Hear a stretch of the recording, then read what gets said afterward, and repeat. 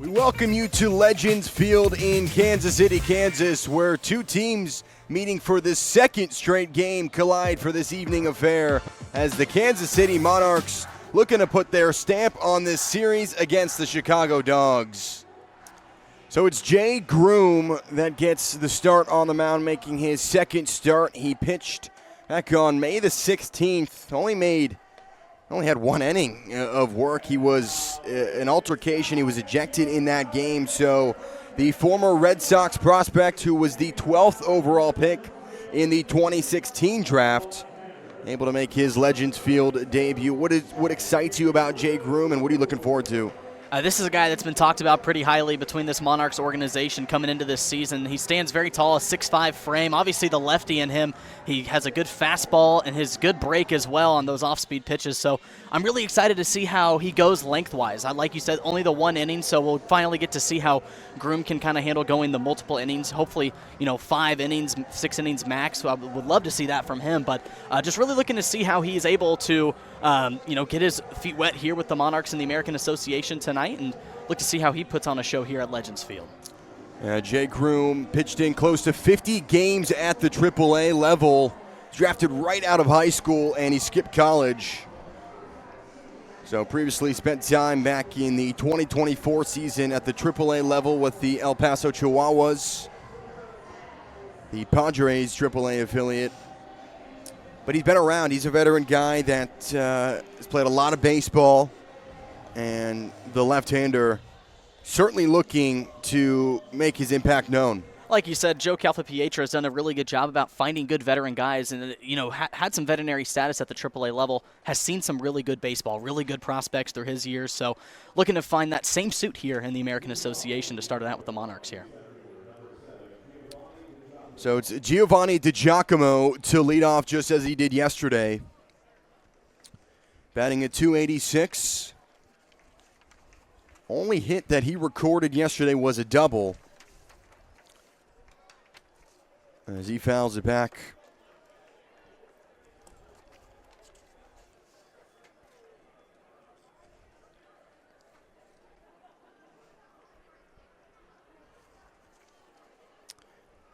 Chicago Dogs are a 2-2 ball club as well. They're looking to even up the series, and what do they have to do? Had 6 hits yesterday, left a couple runners on base, but they only recorded one run. I feel like they just got to capitalize with runners in scoring position. We're looking at it now, only 3 for 44. That stays fair, goes right towards Boone, and he beats him out at the bag. Good situational out there by Boone. Found himself in a good spot along the line. DiGiacomo, good swing on that left-handed side, but just more good defensive play there by Boone. So Trevor Boone at first base. You had Hudson Head at right field. Boone was there yesterday, and now he's replaced by Head, but just moved up into the infield.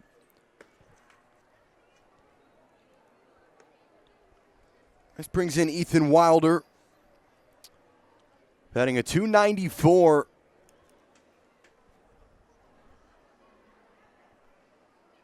Went 0 for 4 yesterday. He's got 2 RBIs on the season.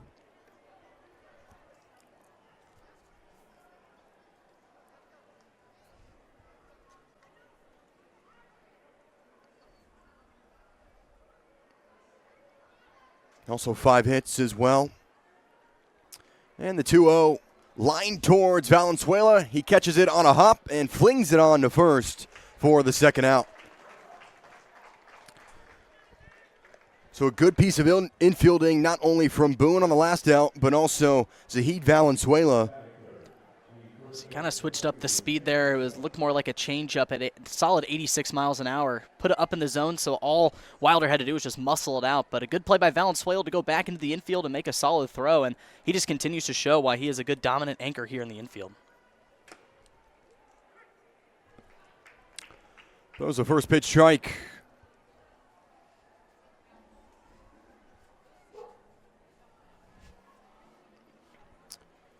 Decent crowd on hand. It is Tail Waggin' Wednesday, so This one is lined into center field, and that's going to be down for a base hit. So Chance Cisco opens up the hitting for Chicago with a single.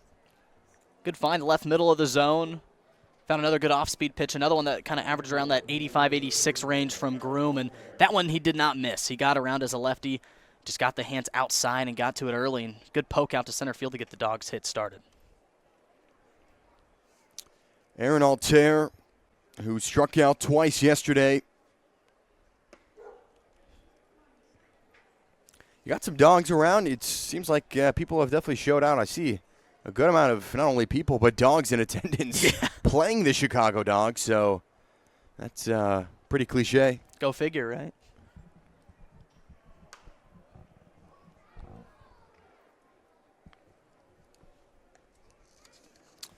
Ball and a strike here on Altair.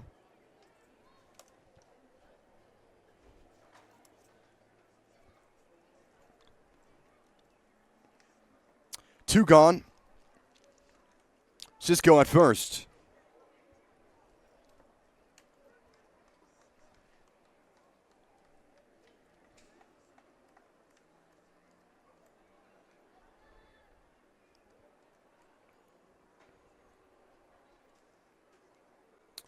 The 2-1 way on the inside. Now he's down in the zone. That was a good break there by Groom, looking at 7 inches there on the slider, but just cut too much inside a little too early, so I was looking to kind of dial that back and find the outside clip of the zone. The 3-1 is skied in the air towards center field. Smith ranges under it and makes the catch. So they give up 1 hit, but no runs as we head to the bottom of the first inning. Marcus Smith leads off when we return.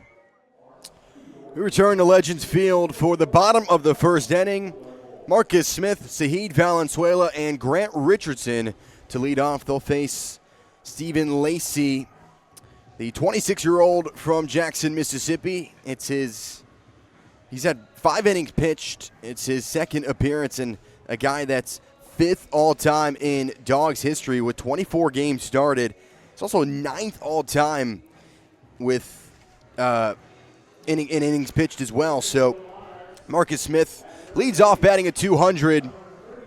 Had quite the day yesterday, Jackson, and he did so in front of his home fans. It was awesome to see. You know, you got the cheers from his family and friends in attendance. A good triple that got the scoring started for the Monarchs, and also some great defensive plays made out in center field. And he's looking to replicate that in today's game, and he's definitely a great leadoff man to have with some exceptional speed. Had that RBI in the 3rd inning to bring home Brady Lindsley as Lacey sets in and throws the first pitch strike.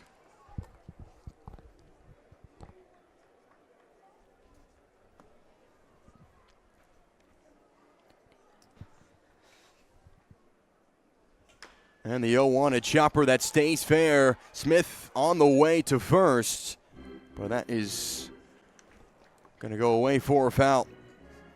Yeah, that's a decision to make there. Lacey, he averages a nice slider around that 81-mile-an-hour range. He tops out at his fastball at 90 to 91. We saw that fastball in the upper-hand corner at 91 miles an hour, and that slider just got Smith a little bit happy on the outside edge. But, you know, Lacey could have easily picked that up, maybe tagged him out, but he wants to face Smith one more time. Our home plate umpire, Jeff Beeman. Our first base, Alex Perry, the crew chief. And at third base, Trent Delmont. So an excellent crew. And the 0-2 to Smith is down the plate for strike 3. So Stephen Lacey faces his first batter and starts it off with a strikeout. Great off-speed on the outer edge of the zone, and as you can see, it's going to be painted right on that corner of the plate. And also a good frame there by Groshans as well, and that's what we're going to see out of Lacey. Good fastball, but he can also maneuver his way to his off-speeds. That was a good first at-bat. This is the Arizona native, Sahid Valenzuela, batting second. Sent towards the second baseman, Harris, who had trouble fielding it. And Valenzuela will take first.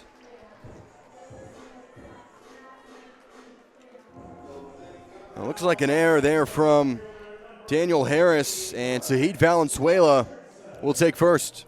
Another outside pitch. This one, Valenzuela didn't miss it. He got it on the screws just a little bit on top of the baseball. That's why I didn't exit the infield, but that's going to happen. Just put the ball in play, and magic can work, and Valenzuela sits on first with 1 out. Grant Richardson will step in, who's got 3 hits this season. Also a home run, which he was able to grab back over the weekend against Kane County. He fouls this one back. 1-1.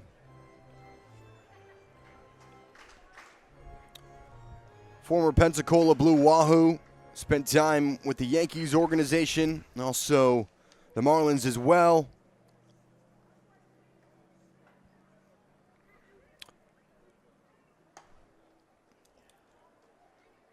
And he'll see the second ball.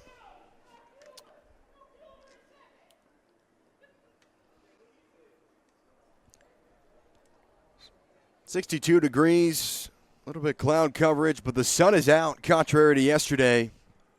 And the 2-1 ripped into right field. Sapicki coming under it, not in time, and that will be down for a base hit. It's a good find down in the zone. He just clubbed it out in the right field. It almost sounded like it was a weak spot in the bat, but he was just able to muscle it out of the infield and bloop it into right field. Good piece of hitting by Richardson. He's been itching for one. He was 0 for 3 yesterday, so but he's happy to get himself started here at Legends Field. Saul Garza will be one to step in.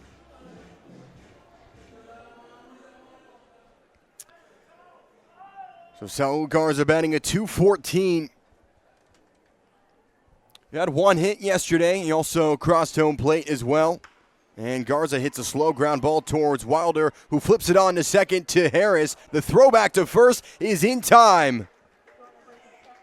So a 6-4-3 double play. The Dogs get out of the inning, and we head to the top of the second when we return.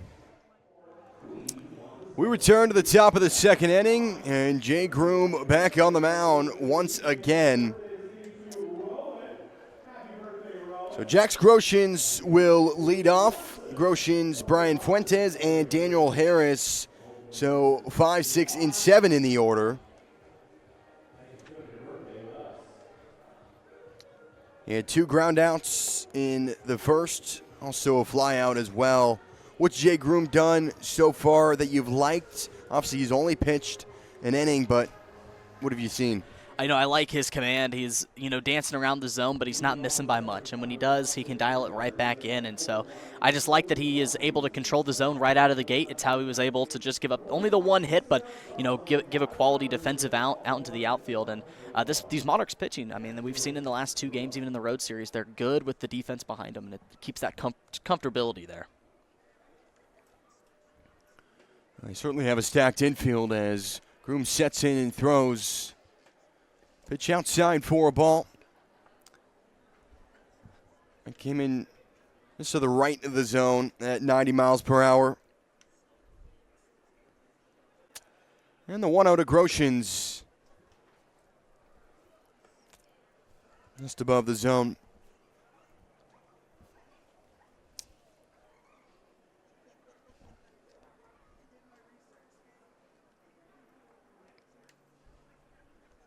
The 2-0 skied back behind the backstop.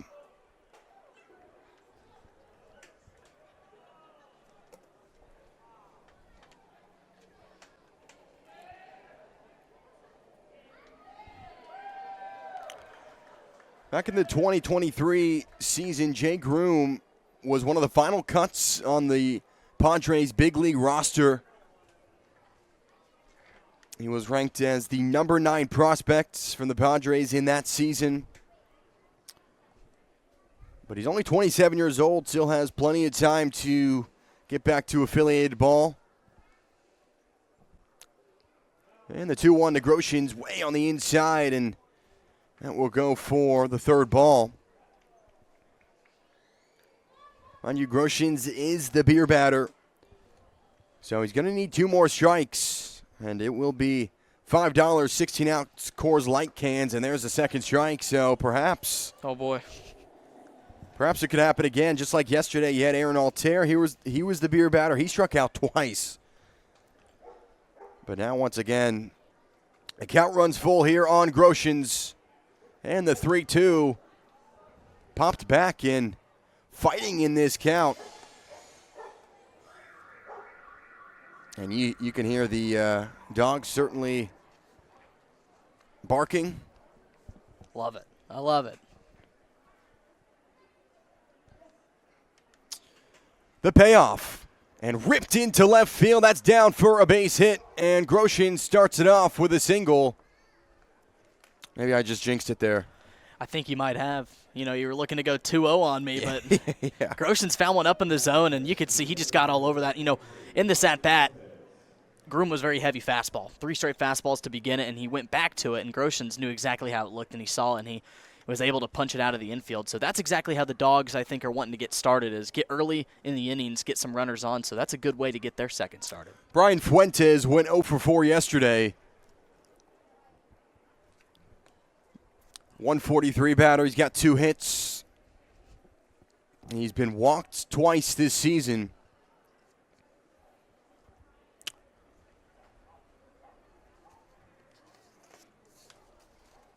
One-0 swing and a miss. So through 5 batters, Jackson, we haven't seen a strikeout yet from Jay Groom. He's given up 2 hits. Certainly looking to settle in. He sure is. He like I said, he's commanding that zone very well and definitely using the fastball heavy. But as you see, that was a good 91-mile-an-hour fastball corner of the zone, and so he's being able to paint those corners very well, and I think that's keeping the Dogs guessing at the plate, you know, not able to, you know, put good square bats to the ball. So Groom's doing his job to start. So Jax Groshans stands at first. Fuentes down on the count.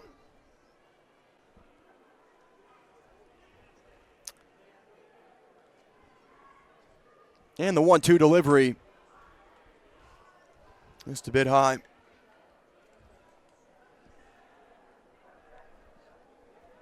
There's also a guy in Jay Groom back in 2021. He was added to the Red Sox 40-man roster, and he was labeled the number 6 prospect by Boston. So a 2-2 popped up high in the air. Boone tracking under it, right on the first base line, and Boone cannot make the play. Groshans on his way to second. The throw from Groom is in time. So kind of an awkward play, but they come out of it with an out. That'll be the Monarchs' first error as you see that Sun just ate that ball up, as that was a towering fly ball into the infield, and Boone did all he could to try to get under it. He was putting the glove up to guard the Sun, but right there was Groom to pick it up and deliver a great throw. That's heads-up play there at the pitching mound by Groom to secure at least 1 out after that. So batting in the 7 hole is Daniel Harris. And he lines it up the middle, down for a base hit. Harris wasted no time, and now the Dogs have a runner in scoring position. A little bit on the outside half of the plate. Caught another fastball off of Groom, and he almost drilled him on the pitcher's mound, but just escaped the infield up the middle. A good piece of hitting again. These Dogs are finding some good contact, and I'd say this past 2 games, this is the best start they've had to an inning. So this is a guy that has not played, or wasn't on the lineup yesterday, in Derek Mabin. Native of Newburgh, Oregon. He went to Western Oregon. He actually played for the Lake Country Dockhounds in the league last season. Got a twin brother on the team in Jacob.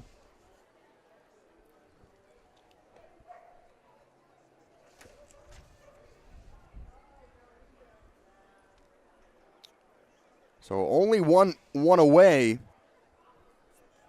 Harris at first, Fuentes at second. Groom sets in and deals the 2-0. Boy, he's really finding those inside, just inside of the, outside of the strike zone, but really close to the batters. Yeah, especially to these right-handed batters. He's wanting to go inside and maybe jam him, put something in the infield, but he's just missing by a couple of inches. If he can just release it maybe a little bit earlier, he can maybe dial it back as he put one high in the zone there as a good find after going down 3-0. At 90 miles per hour. In for a strike.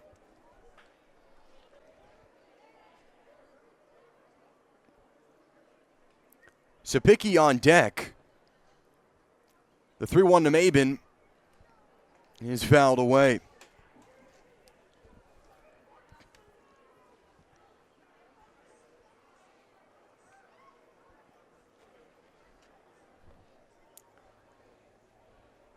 Didn't quite get all of that one.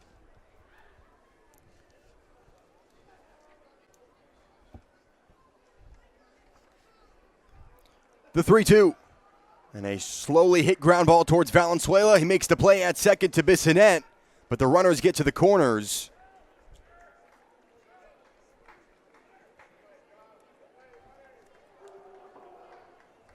That was a good pitch by Groom. Obviously, he was just trying to find the zone to not give up a walk to load the bases.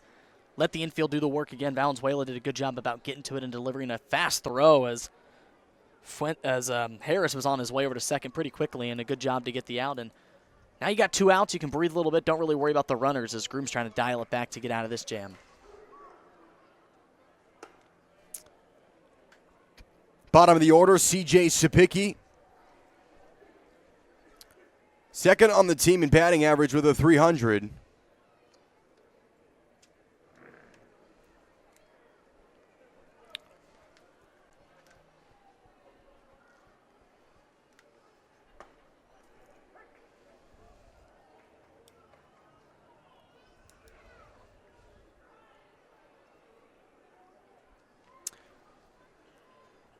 Groshans at third.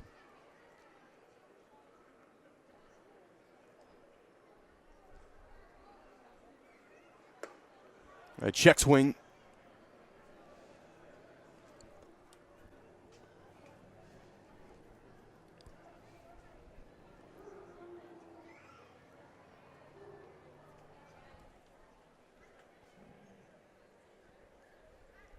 C.J. Sapicki, the native of St. Louis, went to Northern Illinois.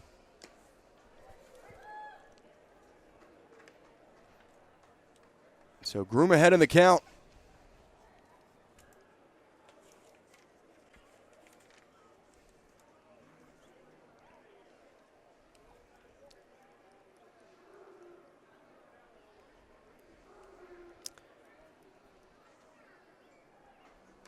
And fouled back. C.J. Sapicki, funny enough, his uncle played for the Washington Nationals, the Miami Marlins between 2002 and 2006. So a guy that has baseball running in his family. It's awesome to see that. You know, a bunch of these players I feel like have some storylines that draw back into their family. So keeping baseball in the blood, the lineage, it's always good to see. 2 down. And a slowly hit ground ball that just goes foul.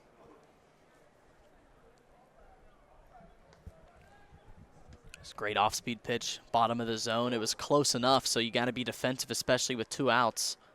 And with a runner on third, if you can put something in, that's what you're told to do. Is he just had to get it off, but he just got over top that ball. Is it almost what it could have been an infield single? I mean, it didn't have that much exit velocity out of the infield, so he might have been able to squeeze it out, but once again, Groom is doing a good job about keeping it close enough to keep himself in a battle here. Brian Fuentes at third and Daniel Harris at first. A 2-2 popped up in the infield. Bissonnette calls it out and makes the play. So the Dogs leave 2 runners stranded, but they come up empty. Monarchs have Austin Callahan up to bat when we return.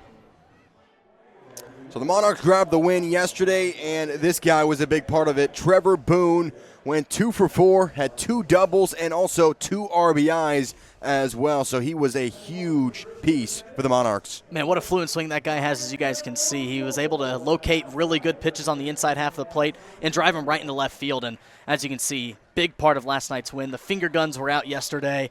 Monarchs were having some fun, and that was a big part. He got it started back in that 4-run 6th inning, and Boone just a big catalyst as to how they were able to kind of finish that game out and just keep the train moving yesterday. Austin Callahan will lead off the bottom of the second. Batting a .267 at the plate.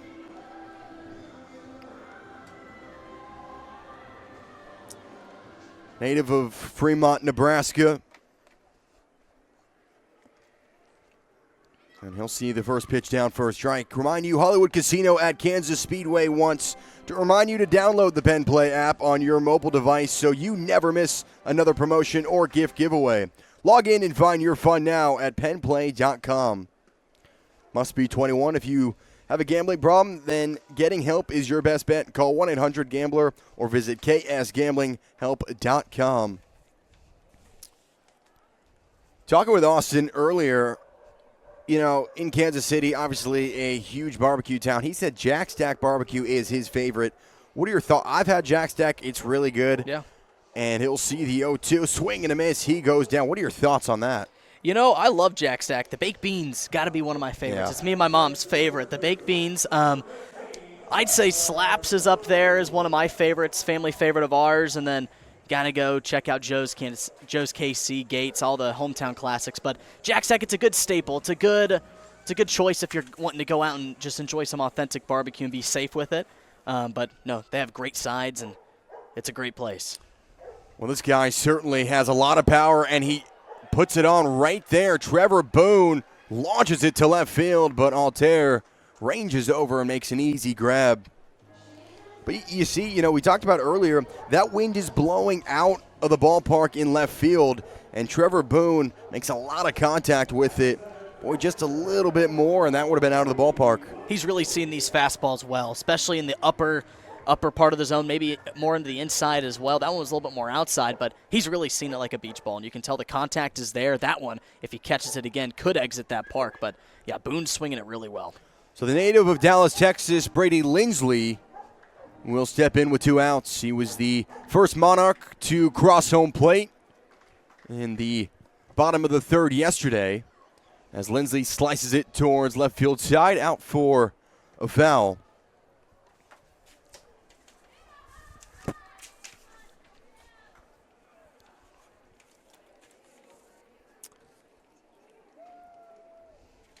You know, Austin Hansen talking with him yesterday, Jackson, he said Lindsley, not only on the offensive side, but he had a great command at the plate. He called a good game. That's what when I was talking to him, he was mentioning Lindsley just, you know, being the captain of yesterday, being able to call those pitches and, you know, especially not even the strikeouts, but just keeping it in the infield. Those defensive outs are what brought those Monarchs, I felt like, closer to the win than anything. And it was the ability for Hansen to get himself out of some jams, especially after some hits and walks. And Lindsley, just a great glue guy to have behind the plate. He's a great leader and a captain of this team whenever it comes to that defensive side. He'll see the 3-1 hit high in the air to center field. DiGiacomo makes an easy catch. So Chicago goes 3 up and 3 down as Lindsley flies out for the final out of the inning. We head to the top of the third, 0-0 through 2 innings.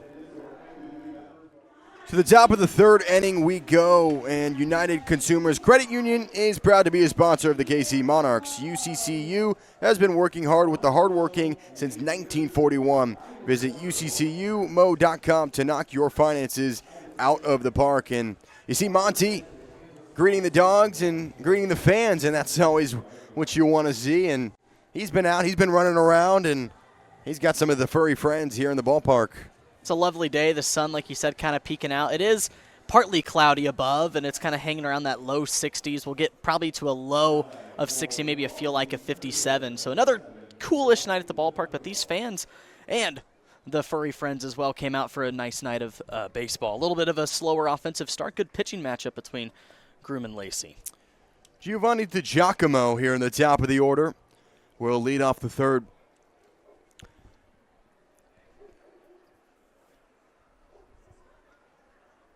He grounded out to first. His first time up at the plate.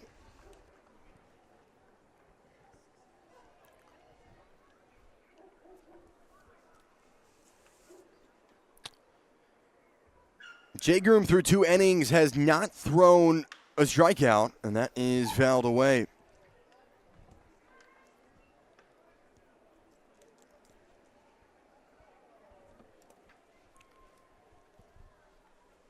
You know, Jackson, obviously no strikeouts he's thrown, but nonetheless, he's put up zeros on the board.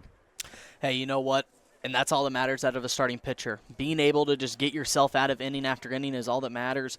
3 hits through 2 innings pitched. Not very bad. Not a bad start at all by any means from Groom. He's just, a K here would be awesome, but if he continues to just throw zeros, that's the name of the game for a pitcher.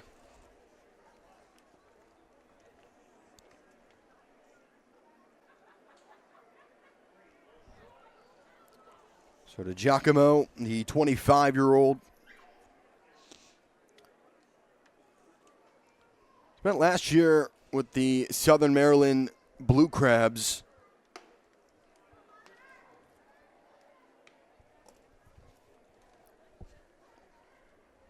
He had 34 steals with them last year. What does that tell you? Obviously, a leadoff hitter, a guy like this. It's important for him to get on base. And the 1-2 is just outside. Yeah, it doesn't shock me that he is leading off, even playing center field. It's kind of, the same thing with us with Marcus Smith. You want to have your fastest guy get on so you can move him around the bases as you can. So getting him out is what Groom wants to do to get that speed off, but does not shock me one bit, the position and role he plays here with the Dogs. So we see once again a lot of full counts, and now here on DiGiacomo in the top of the third, we see it once again. The payoff. Outside and just outside of the zone for ball 4. And this will put DiGiacomo at first. And that one just missed on the inside half towards DiGiacomo. He did a great job about working himself back into a hitter's count. And there it is, that speed on first. This could be a really dangerous start for the Dogs if they're able to get DiGiacomo over.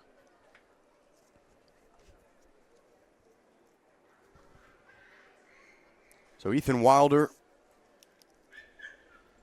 his first time up at the plate. He grounded out to second. Former Frontier League All-Star.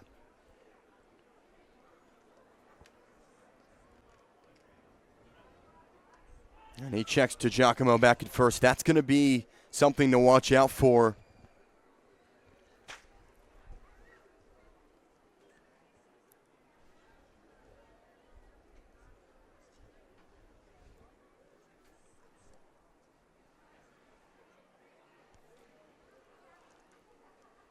The 1-0 swing and a miss.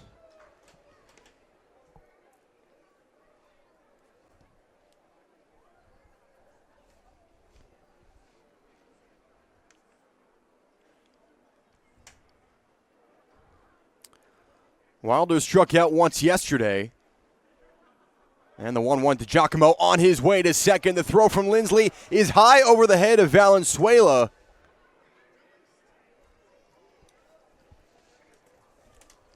So Giovanni DiGiacomo with a stolen base. That stolen base by Giovanni DiGiacomo means he got the green light. Green light is a proud partner of your Kansas City Monarchs.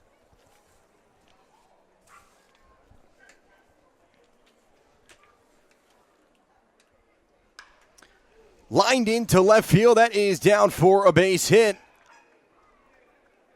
And just like that, runners at the corners. There are no outs.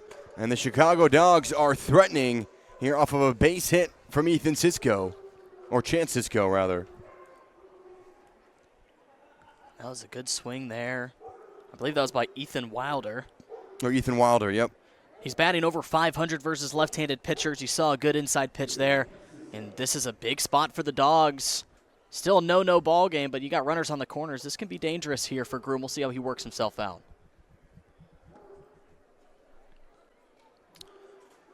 So with Ethan Wilder, who's at first, and now DiGiacomo at third.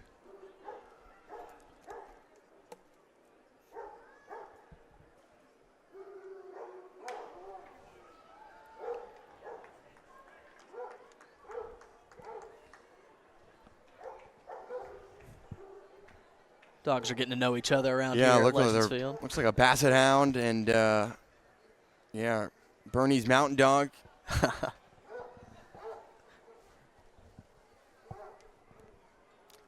The 1-1.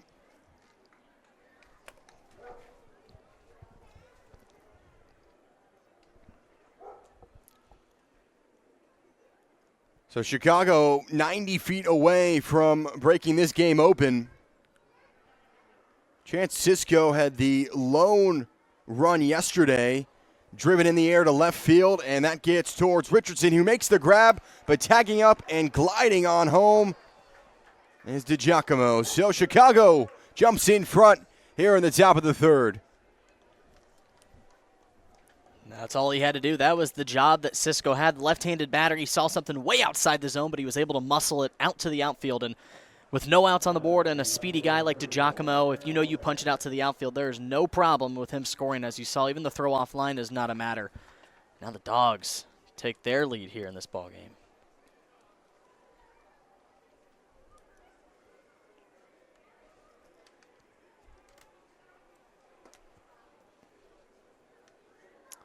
So contrary to yesterday, it's Chicago who strikes in the third inning.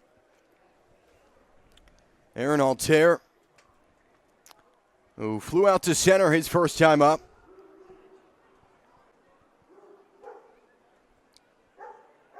The 1-0 right towards Groom. That goes off of his ankle. He throws it on to first. That's a wild throw. It goes behind Boone. Wilder on his way to third. Altair to second.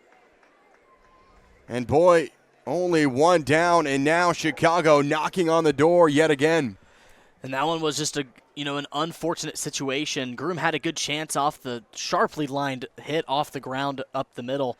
As I feel like Groom has been kind of getting attacked up the middle with a couple of these hitters. That one unfortunately got him on the ankle. Just couldn't make the throw happen, and that puts two runners in scoring position. And this is where the Dogs have been kind of coming up short with runners in scoring position. So we'll look to see how they can manage their way out of this inning, as you saw that RBI with DiGiacomo, and now we'll look to see if the Dogs can continue to have a good inning.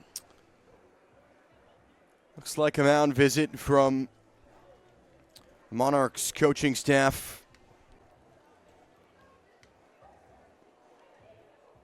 What do you think they're talking to him about? And obviously you gave up one run. Now runners at second and third. And now Chicago has a chance to double, potentially triple their lead. Right now they're probably talking to Groom. Obviously your feet as a pitcher comes into play a lot more because those are your plant feet to what you drive. You know, that's kind of like your first step is to work the feet down into the ground, and we'll look to see. They're kind of checking on to see if his plant foot's all right, see if he can continue to throw hard. And in this moment, you got one out. You know, the double play is going to be hard to get. So for Groom, it's just don't lose your feel for the zone. Don't allow walks to happen here. Runs will come and go. We have the bats to back you up. Just continue to find your zone, maybe paint it a little bit more on the edges, but if you can continue to get out of your stuff, I feel like he's been able to rely on the defense, so go back to that.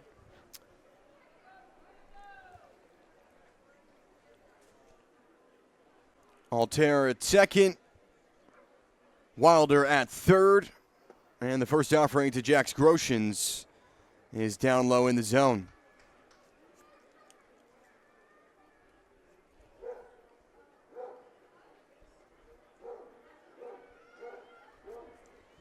Groshans singled to left his first time up at the plate, so he's 1 for 1.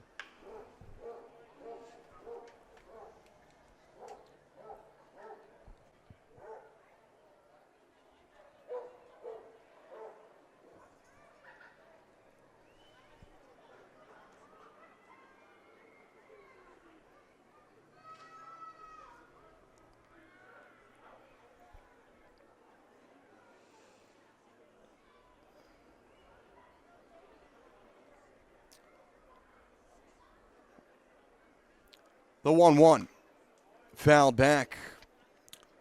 And Jay Groom, it was interesting. He got the start on the weekend versus Kane County, and then, boy, a wild second inning against Kane County. How it started was it was a pitch clock violation on the Kane County batter, and then from there, you had one of the coaching staff for the Cougars come out, certainly had some words for the umpire, then there was some altercation between Groom and then the hitter. Then Groom got thrown out of the game, so it was just a wild sequence. But Groom really kind of settling in and getting some innings under him. But now he's given up a run.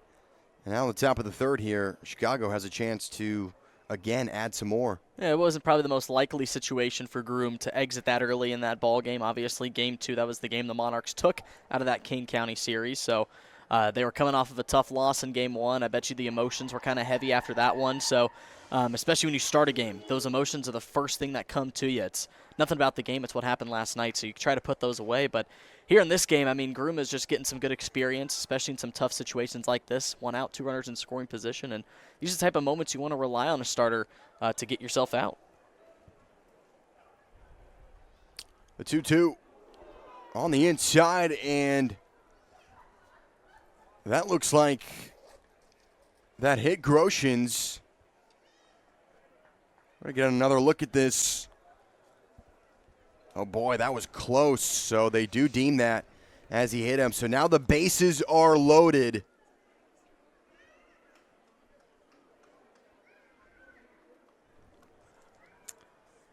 How about that? Just another one that he lost on the inside half. Another fastball just caught away from Groom. And now with 1 out, the double play is in position, but you're kind of still focusing. Hey, 1 out with bases loaded, the Dogs in some good territory right now.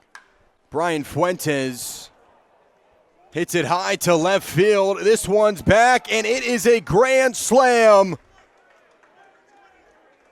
Well, just like that, the Dogs send the runners home, and Brian Fuentes, my goodness, Chicago all over Kansas City here in the top of the third.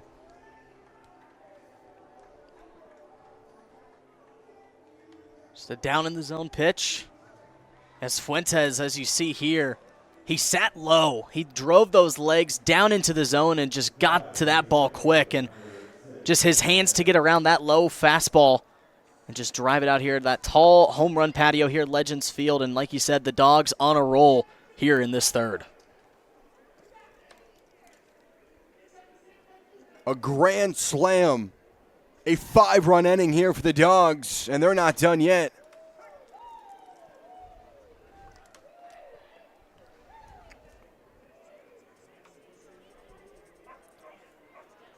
A team that only had 1 run yesterday and 6 hits. Here through 2 and a third inning, 5 runs and 5 hits. And a chopper towards Bissonnette, who has all the time in the world and grabs the second out. It's a good comeback out there by Groom. Put it low in the zone and just trust that your defense is going to get one of these to go their way. That one, a good job to make sure that Harris just chops it on the top of the ball. Bissonnette, just the quality shortstop that he is. He's so fluent. So now with 2 outs, Groom, no one on. But the Dogs kind of coming out of their own shell with runners in scoring position. It was their struggle, and now they're making it their kind of heroic push here in this game too. This is the team, though, that's prior to tonight, they're tied for 5th in the league in home runs. And you can see why. They got a variety of hitters that can hit those timely hits. A lot of power, a lot of sneaky power, especially in that middle half of the lineup.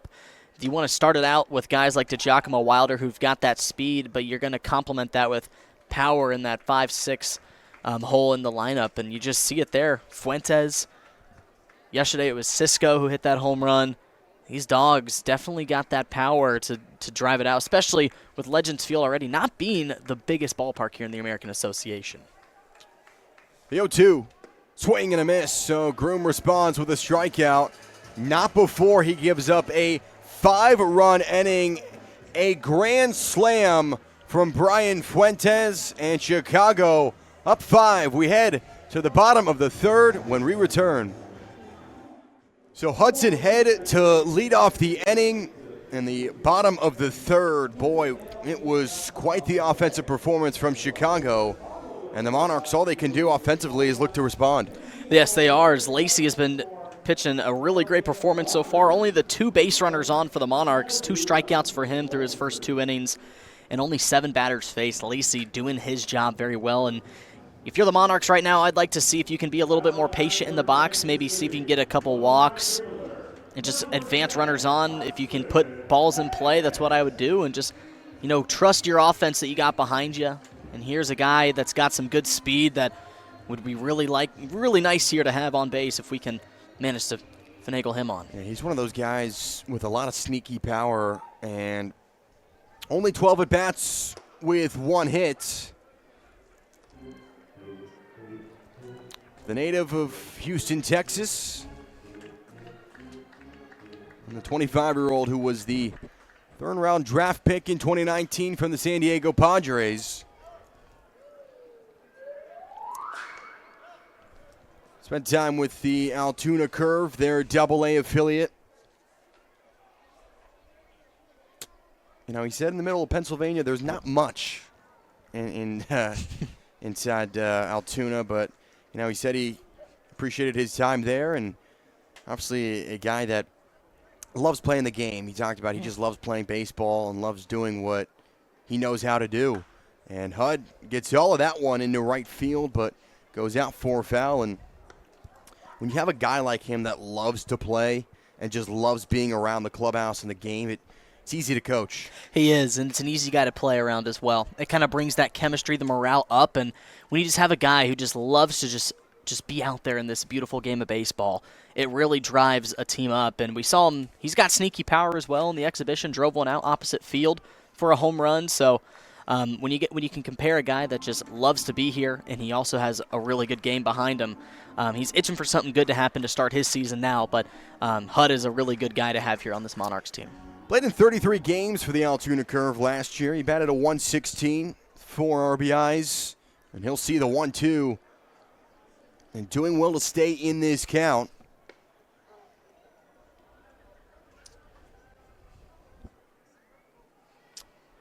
Stephen Lacey's throwing 23 pitches with 2 strikeouts. Bissonette on deck in the 9-hole, and Smith after him, and head goes down swinging. That's a 3rd strikeout from Lacey. As he slowed down those last 3 pitches all off speed, and I could tell Hudson, he was kind of wanting to just sit fastball, so he got a little ahead of himself, and that was just a great inside slider from Lacey. He sits high 70s, low 80s on that slider, so beautiful pitch from him, and as you see, this is just his stuff that he's been working with through. Bottom of the order with Josh Bissonette.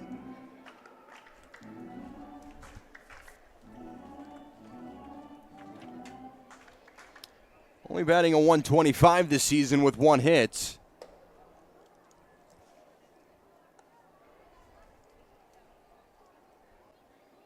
Third season in Kansas City.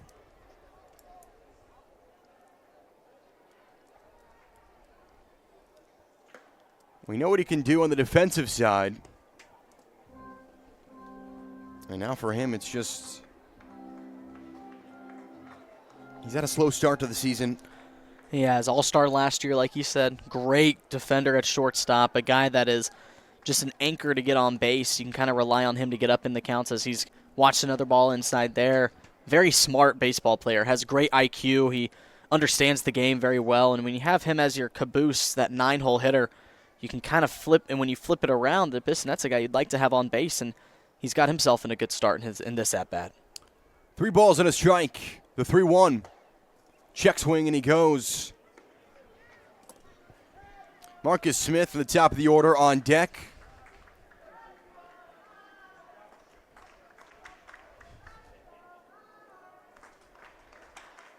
Up the middle and through, but turning around and trying to make the play was Wilder. So Josh Bissonette will be down for a single. Off speed down low in the zone, but Bissonette just able to lower his body to go get it, and he drove it right up the middle. A beautiful hit, but making the play almost was Wilder. Just couldn't get the throw over. That is a tough play to make on the back center of that infield. But the Monarchs, that's the kind of the start they wanted of the inning. The first leadoff batter that's been able to get on base. Smith, top of the order.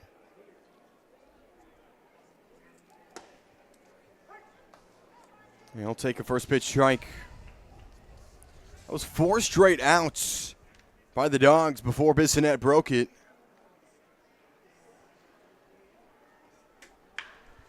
Smith, ground ball that gets through first and second. Back-to-back singles.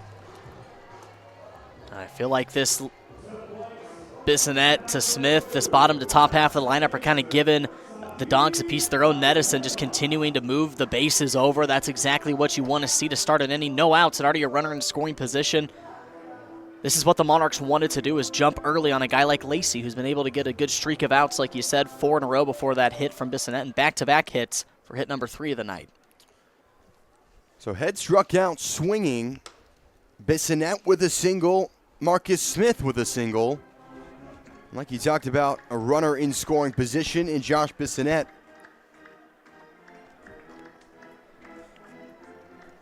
Zahid Valenzuela reached first via error.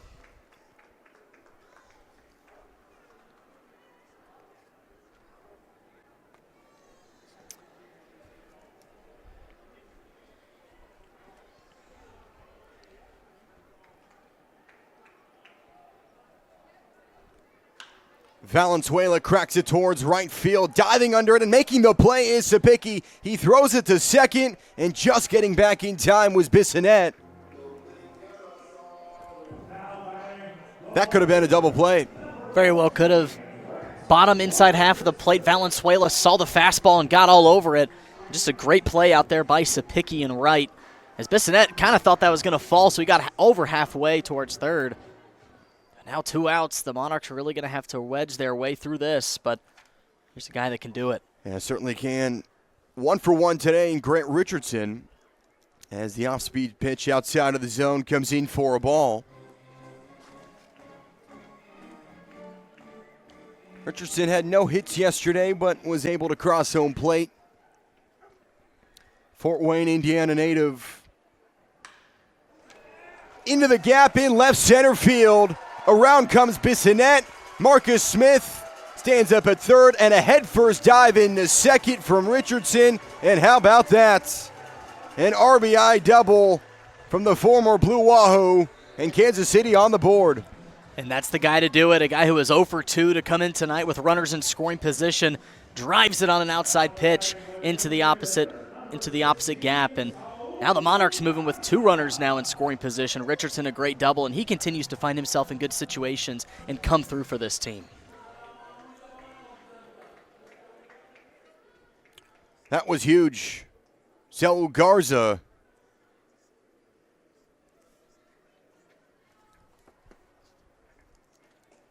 We'll take a ball. So Garza got out on a 6-4-3 double play.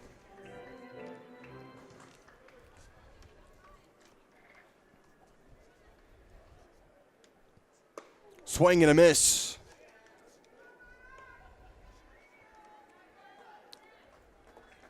But talking to him pregame, he said he's excited to be back here at Legends Field. Obviously was really pumped in getting drafted by the Kansas City Royals and spent time at the AAA level with them, with the Omaha Storm Chasers, stand out at LSU. And he's a native of McAllen, Texas. Really fun guy and really enjoyable guy to talk to in Saul Garza. 2 down. Garza will see the 2-1 and take strike 2. How big is this at-bat here? You just had an RBI double from Richardson. Now 2 runners in scoring position, and Garza faces a 2-2. Big, big situation. You never know if you're going to get another situation like this. 2 outs, 2 runners in scoring position. 1 single here could put yourself within just 2 runs, so it's a big spot for Garza. Garza hits a high fly ball into center field. DiGiacomo hauls it in for the 3rd out. The Kansas City Monarchs get on the board. It was an RBI double from Grant Richardson to bring home the returning Monarch in Josh Bissonnette. 5-1, Dogs in front. Top of the 4th inning we go. So Chicago gets a grand slam from Brian Fuentes in the 3rd, but Kansas City responds, Jackson, with a run of their own off of an RBI double, and we see a new pitcher on the mound in Rain Pfeiffer, the Division II product out of Washburn University. It's his first time here pitching at Legends Field. It is. He's only seen a third of an inning, and he got the strikeout in that at bat. So he's a guy that hasn't seen much ball this season. So he's likely to get some good action here tonight in Game 2 of this series. But the Dogs ahead by 4 runs. They're sitting comfortable as we head into this second frame on this 60-degree night. But we'll look to see how Pfeiffer can come out. The bullpen to start the season has been the main factor pitching-wise for this Monarchs team, so we'll see how he starts the bullpen night. So top of the inning and bottom of the order, it's C.J. Sapicki, who popped out to short his last time up. It's the first time the home fans will see Pfeiffer, native of Comore, Texas. Highest level he reached was independent ball.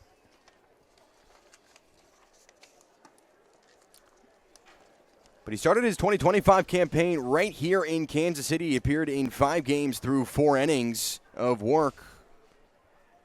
Gave up 9 runs, 7 hits, but really didn't get much innings on the mound. Not at all, but, you know, it's a guy that is kind of fresh this season that you like to see. Obviously, his time at Washburn in the MIAA, an all-MIAA pitcher there, so he has seen good baseball at the Division II level. But other than that, independent ball has been kind of his home, and so here at Kansas City, it's a good place in the American Association. He was in the Frontier League, so see how he does here in this to start his season. Only appeared in the third of an inning with the Evansville Otters, and he walks his first batter.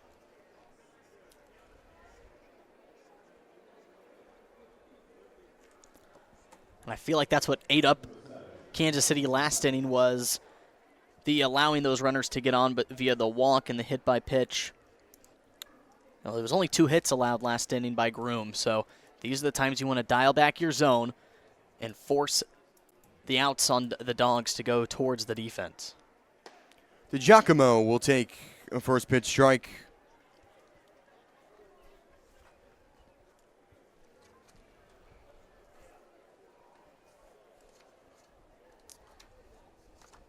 Top of the order, DiGiacomo grounded out to first, and he walked, so he's 0 for 1.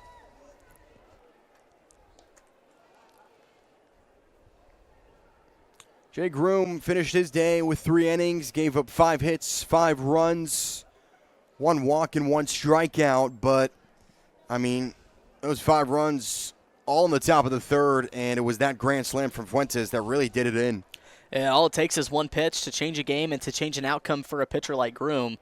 Obviously, you're going to want that one back, but you shouldn't let that one eat yourself up, because if you don't give up that grand slam, you're only allowing just 1 run. So it could be a different story, but I liked what I saw from him. He had good command. It was just that later half of that inning that he just kind of lost his zone. But throughout the start, I liked what I saw from the fastball. He had good break, so no complaints from Groom. Just 1 pitch that kind of changed that outlook. Kansas City, Kansas Community College makes college closer than ever. With affordable degrees, career-ready programs, and support that goes the distance, your future starts here. And now with the new KCC downtown location, plus campuses in Kansas City and Leavenworth, college fits your life right where you are. It's easy to make your next move. Summer classes begin June 1st. Learn more at kckcc.edu. And the fans are learning certainly what type of pitcher Pfeiffer is. He's ahead in this count, 1-2. Sapicki at first. The 1-2. Ripped into right field, and it is down. Head charging over to clean it up around second. Heading for third is Sapicki, and a stand-up double from Giovanni DiGiacomo. Great piece of hitting. It was right down the middle of the zone, and this is a guy who hits really well off of right-handed pitchers, the best on the team at .375. It's his second double against a right-handed batter, and again, the Dogs start the inning early with 2 runners in scoring position. That's how they got after Groom, and now Pfeiffer out of the bullpen, which has been that main part of this Monarchs team is of relying on a good bullpen. It's getting shaky here in Game 2, but we'll look to see as the infield comes in, maybe to make some adjustments to force a play at the plate, or we'll see how Pfeiffer works his way out. Nobody down, the infield shifted in. This brings in Ethan Wilder. He's 1 for 2.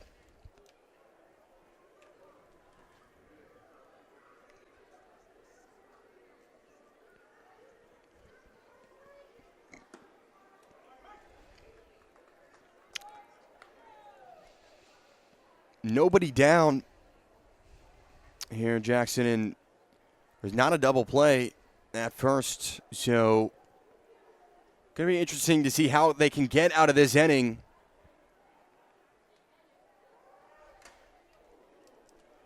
That was the thing Chicago did yesterday, or rather didn't do, was they left runners on base and could not get home. Those timely hitting did not really come up for Chicago. Here today, you saw, though, with Brian Fuentes, who had that grand slam. It ate them up alive, and I know it because they came in today with a different motivation, a different mentality of, if I see something good in a count, I'm going to go after it. I see they're being more aggressive at the plate. They're willing to, go after more pitches outside the zone, and they're kind of fighting for their way to get on base, but they're doing a great job at it.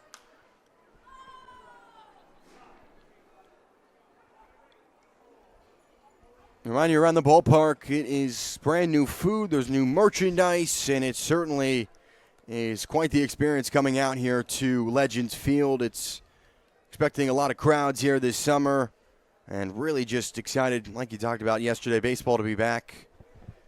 1-2, Lindsley races on over to it, and it just gets by him. But a smart play there from Sapicki not to go, not try to force it. No, definitely, especially with Lindsley. When we talked about Hanson, talking about how good of an anchor he is behind the plate. He's a guy that's very smart, and he realized that ball could have gotten away. He got up on it, charged over. As another good job by Pfeiffer as well to get over to the plate. But Lindsley, the IQ he has behind the dish, he keeps runs off the board any way that he can. Outside of the zone. 3 balls and 2 strikes.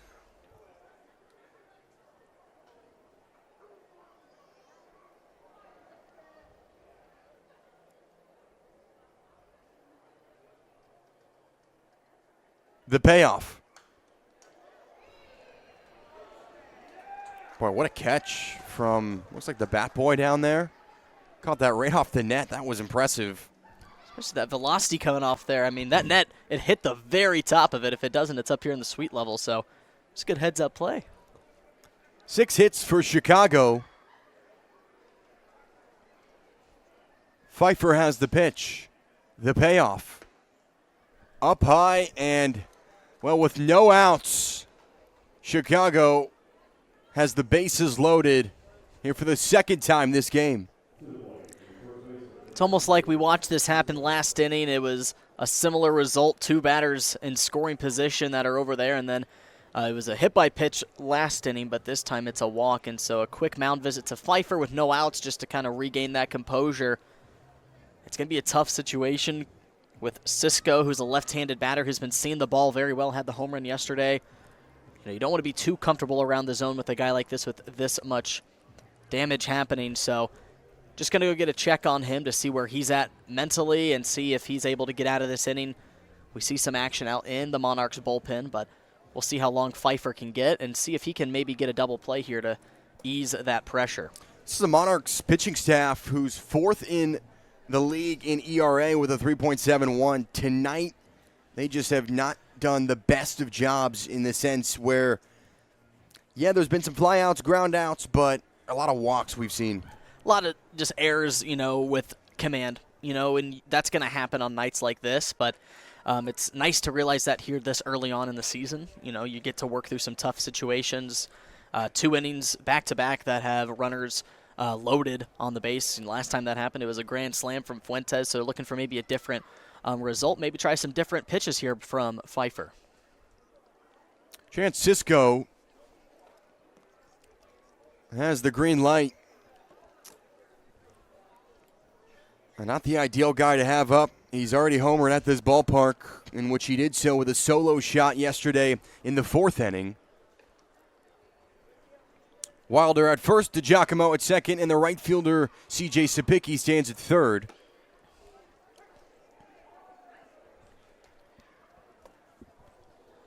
That's great mixing up the speeds as Pfeiffer averages around that 95, 96 fastballs there, that off speed at 83. So it's a good opportunity for him to maybe keep mixing those around. The 1-1, a slow ground ball that stays fair. Callahan charges towards it and cannot barehand it in enough time. Sapicki gets home. Cisco to first, and the train keeps moving. It keeps on moving, like you said, Best. And in that moment, that's a good pitch outside in the bottom half of the zone. It just hits off the very top of the bat. And an infield single, almost like an infield bunt situation. You can see it moves all the runners over. It was that slow enough to allow that. So just a good situation there from Cisco. Second hit of the day for him, and he is really hot here in this series. And now the Dogs extend that lead. Ground ball towards Bissonette, flips it on to second to Valenzuela, and the throwback to first, but DiGiacomo gets home, so that's 2 down, but 2-run score here for Chicago. I like that situation from Pfeiffer. Kept it up and in on the outside half of the plate and just got over the ball in Altair. And just a good defensive play between Bissonette and Valenzuela. We've been talking about it through the start of the exhibition. Those guys are going to be fun to watch over there on the shortstop, second base side. Great defensive players, and right there they kind of show a little preview of what they got.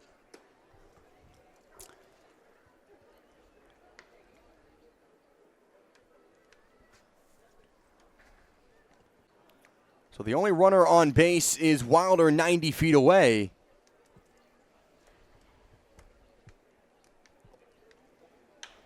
Cracked into left field. That goes just foul. Boy, they're fortunate to see that foul. A lot of power on that from Jax Groshans. Just right up middle of the zone. He had a great swing again. They're just sitting on these fastballs very well. It's how Fuentes got that one out in left field as he was jogging down that line. He almost looked like he knew it, but that wind kind of pushing out towards left carried it. Groshans tags it into left field, and that gets down on a one-hop, and a run scores for Wilder. So an RBI single from Jax Groshans, and Chicago here with a 3-run inning. Just not done yet. He went back to the fastball. That one at 96 right down the middle is just another great squared hit by the Dogs as Groshans gets his second hit of the ballgame. This one an RBI single, and that will end the day for Pfeiffer as Dogs up 7-1.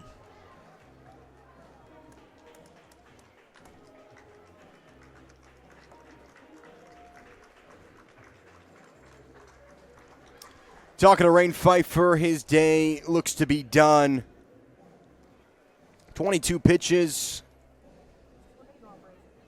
So we'll take a step aside when the new pitcher returns. We'll be back in a moment here from Legends Field.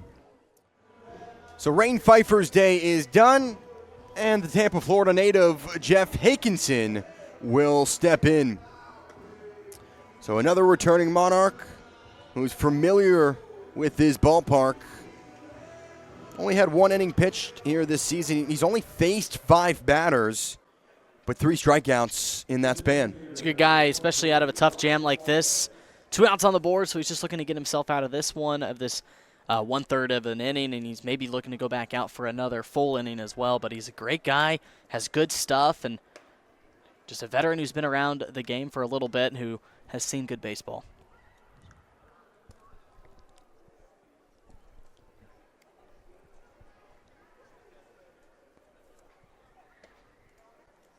So on Brian Fuentes, who certainly had a memorable at-bat for his liking his last time up with a grand slam. And funny enough with him, it's batting a 143 here this season prior to tonight, and then just out of nowhere into left field. So Jeff Hakinson, like you talked about, trying to get out of this inning.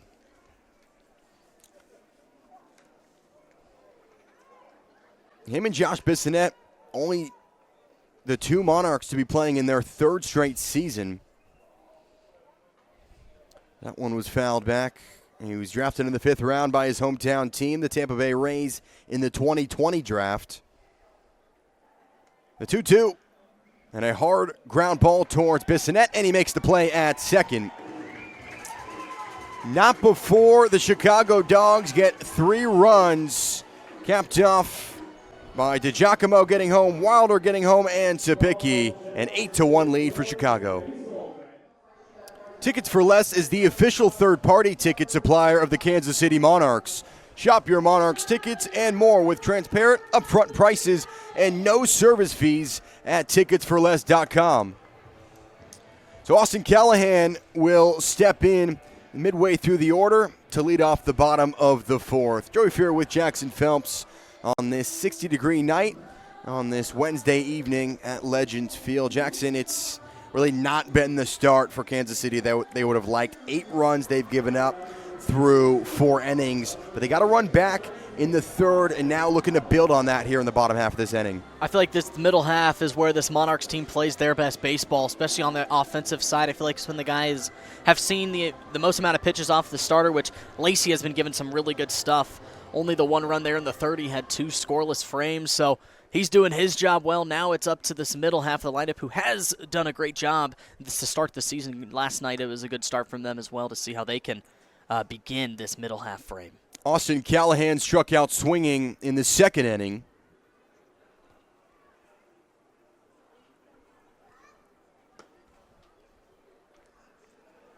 Ahead in the count, 2-0. Callahan was drafted in the 18th round of the 2021 draft by the Cincinnati Reds organization. He spent time through their affiliates, and a chopper that stays fair on the first base line, and an underhand throw from Lacey is right on time. Just didn't get all of that one. Just got the bat underneath the baseball there. More on top of the ball, actually. The ball just up high in the zone. That's going to be a tough one to get up to, especially a fastball at 90 miles an hour. He just didn't catch his zone all the way up, and so just got over it in a jammed spot there. Again, Lacey's tough to go against. That fastball coming up hot, especially when you're sitting on his off speeds as well. Trevor Boone, who's 0 for 1 at the plate, flied out to left field. Made his presence known yesterday. 2 hits, 2 doubles, 2 RBIs. And now up 2-0. What can Kansas City do to get back into this game? Down 7 runs here early, but a lot of game left to be played. I've liked what I've seen from the first 2 batters. Back-to-back batters have started up 2-0. They're kind of watching those first off speeds. As Lacey likes to start off speed, they're reading that, but that fastball is tough to come back on. I say just stay patient. Only swing if you know that that's in your zone. Obviously, you're going to have to watch a couple strikes go by, as that one's coming up to us. Boy, that looked like right to the suite to the left of us. We talked about it in the preseason. It's going to happen at one point where the net is high, but it's not high enough to a ball just like that. I mean, a couple feet over, that's right in our suite. Oh, just right there. It's a good swing, but strike 3, Boone goes down looking. Stephen Lacey with his 4th strikeout. 79 miles per hour just in that top corner of the zone. Back-to-back changeups, as Boone has been heavy on those fastballs last night. It's what he got over into left field, and that's what Lacey realizes. He knew that Boone is a heavy fastball hitter, went back-to-back off speeds. This is exactly how he's being able to dominate this Monarchs order. Brady Lindsley, who flew out to center.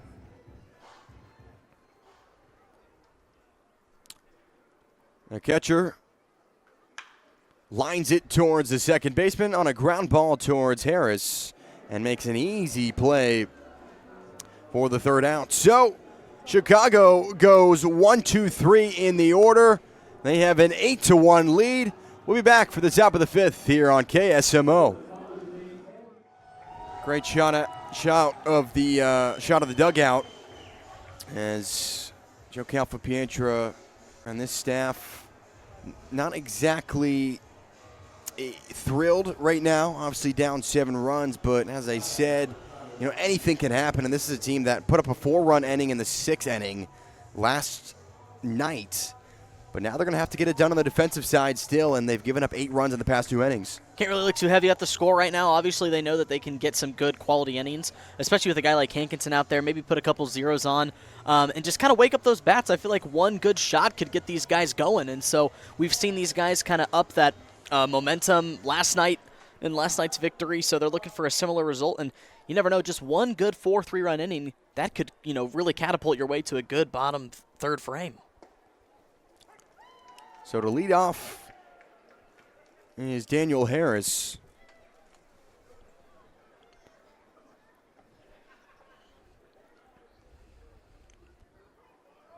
Harris 1 for 2. High fly ball. Richardson makes an easy catch. That's a way to do it to start out. It is. That's exactly what they asked for Hankinson. Just go out there, find the zone. He got one down in the middle, down lower half in the inside half of the zone towards Harris, and he just got underneath it on the changeup. And so Hankinson, great stuff with his changeup. He likes that pitch, especially his slider to these right-handed batters. It's tough to watch. So perfect start, and they just got to build off that and continue to throw up some more zeros. Derek Mabin grounded to second in the second inning, and then he struck out swinging in the third.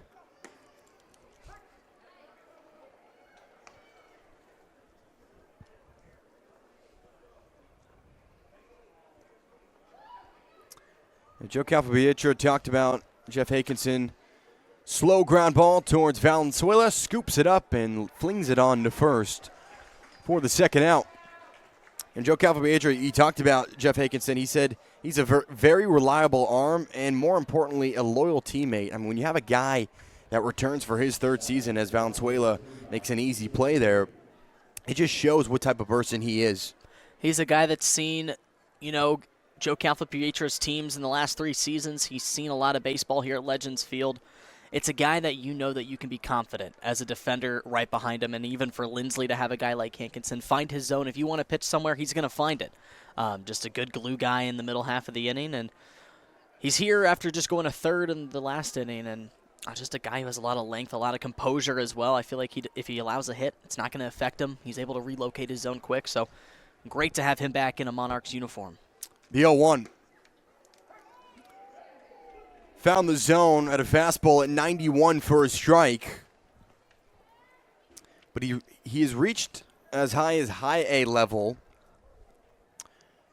with the Bowling Green Hot Rods. And he sends Sapicki down swinging. So Hankinson does his job. Goes 1, 2, 3. We return when we get to the top of the 5th. Hudson Head leads off the order here in the bottom half of the 5th inning. Joey Fear with Jackson Phelps and Head, Bissonette, and Smith. We talked about this earlier, kind of the bottom half to the top of the order. Really strong here with Head, Bissonette, and Smith. We saw that the last time they were up. Bissonette got it off a single. His Head started the inning with a strikeout back in the third and then rolled it right back to Marcus Smith with a single of his own. So if there's a group of guys who are able to do it, I put my trust in these 3 right here. Head has got speed, him and Bissonette and Smith. Honestly, if you get all 3 of these guys on base, that's trouble for the Dogs. So I'd like to see if Head can find his way on. He's been itching to get on base. I know he has. He can steal bases. So 3 reliable bats coming up to the plate, but Lacey, he has been so hard to figure out for these Monarchs as he has really been showing his good stuff. Stephen Lacey's gone 4 innings, given up 4 hits, but also 4 strikeouts and only 1 run. And skip the curveballs and hit a home run with your fitness goals. Join now for just $1 down and $15 a month. No commitment, just a clean, friendly environment with unlimited fitness training. Stop by Planet Fitness and KCK, home of the Judgment Free Zone. Hit high in the air and Altair with a routine grab. Beautiful swing there by Head on the outside half. Just another pitch by Lacey that these Monarchs have just gotten a little bit too underneath on. As you see the bat speed by Head, it's really impressive about how fast he can get around the zone. But, I mean, if that one is just a little bit more to the right, that thing clips that outer edge of that wall. But that's not a bad swing at all. Josh Bissonette, the lone Monarch to cross home plate.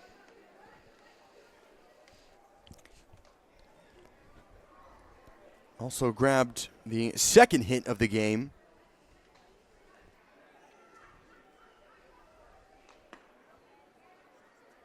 Lacey's had a good command.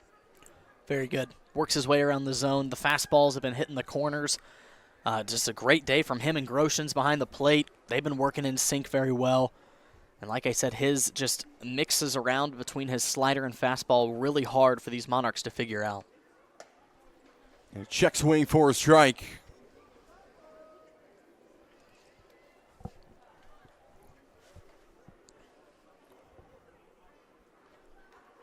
Marcus Smith on deck.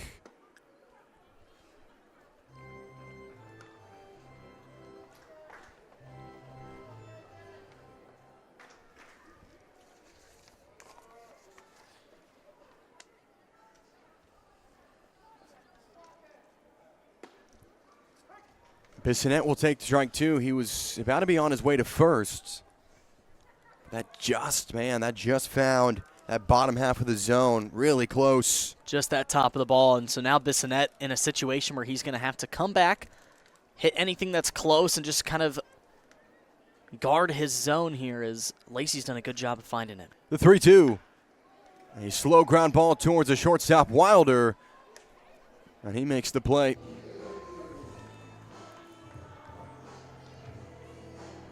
So 2 down. 5 straight outs for this Dogs defense. And it brings up Marcus Smith, who singled on his last time. That's how Lacey's winning. When he gets into a jam, a 3-1 count, he puts it back in the zone, and then he goes back to the zone, and that one just got ahead of it and on top of the ball in Bissonette. And that's kind of been the story. These Monarchs have only squared up on a couple of these hits. Richardson's double was probably the last one that I can remember, but if you can just re-find your rhythm, I feel like you can get a couple more good swings. You can load these bases up, but again, Lacey doing a great job about getting quick outs on the board.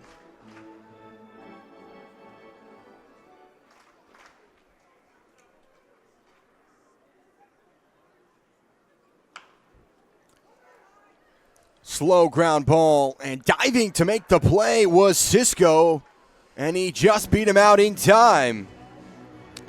So for the second straight inning, Chicago goes 1-2-3. We'll be back in a moment as we head to the 6th. New pitcher, it's the local kid out of Lee Summit, Missouri, Nate Webb, who will be the 4th Monarch pitcher out of the bullpen. He's had 2 innings pitched this year. 11 batters faced. He's had 2 strikeouts as well.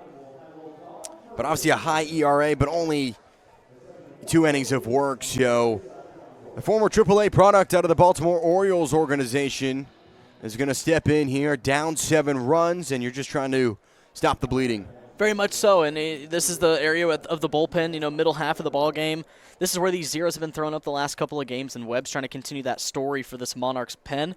A great outing from Hankinson, only an inning and a third from him, but no hits, no runs, and a strikeout, all you can ask for. And so Webb's just trying to continue that story this season, the start of this Monarchs bullpen kind of being able to rally these guys back into a game, and they need it. Top of the order, DiGiacomo to lead off.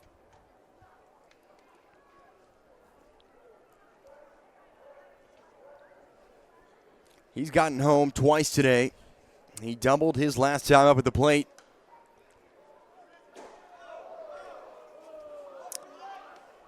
Funny enough, with Nate Webb, he was a guy in high school who worked for the Kansas City Royals ground crew, and then he gets drafted by them a couple years later. So just a terrific story from the Lee Summit product. Been around, obviously played high A ball, went to double A, triple A, and he led the Norfolk Tides in ERA at one point. He's a great guy with good experience, and you love the hometown stories, him, Marcus Smith, and another one that I'm thinking of, they just have great just local ties to the Monarchs, as obviously Webb being around the Kansas City area. Lee Summit North Bronco, it's where my dad graduated high school, so it's cool to see another Bronco on the field. But Just a great story from him, and he finds himself back in his hometown. Yeah, back when they won the World Series, he was on the grounds crew. Said he got a ring. And he sends the first batter out looking. DiGiacomo goes down. Good start from Nate Webb. Sure is. Found one that was just a bottom half of the zone. It just clipped that bottom mark. Just a good frame again by Lindsley. He's doing a heck of a job behind the dish today. It's the start you want out of Webb, just the amount of zeros that these guys have been able to put on. That's 4 straight.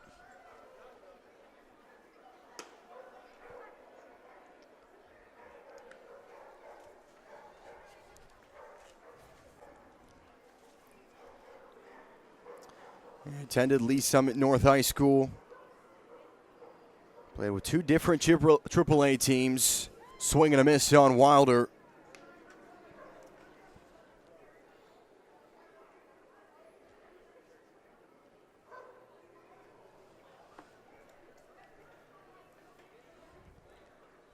The 0-2. Swing and a miss, and he goes down. So back-to-back strikeouts for Nate Webb. 2 down, and this brings up Chance Cisco. What'd you like about that pitch? Amazing off speed. He wasn't afraid to hit back the zone. And with a guy who's been sitting fastball all day in Wilder, it's how we got that single back in the third. Just slowing it down has been the name of the game for Webb. It's how he's gotten those last 2 strikeouts back-to-back for him. And so I love his command. He finds the zone so easily. He's not afraid of it. So it's a good guy to have come out to follow up Hankinson's performance.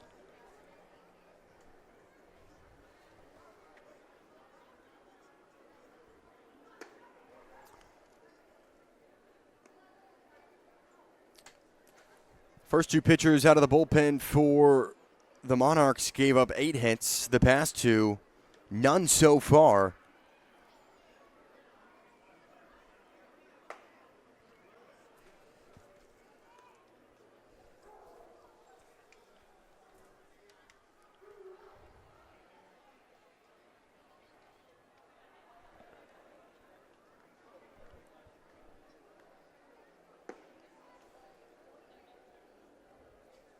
So Nate Webb already with the most strikeouts here today.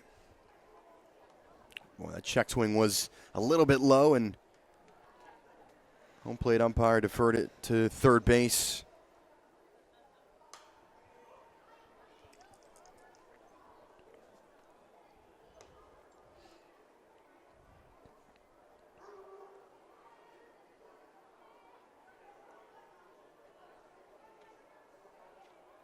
Chance Cisco with 2 hits today.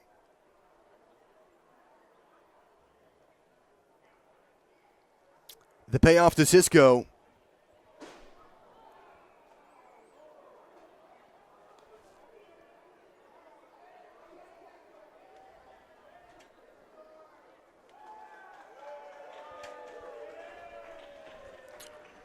You know, the fans still lively out here.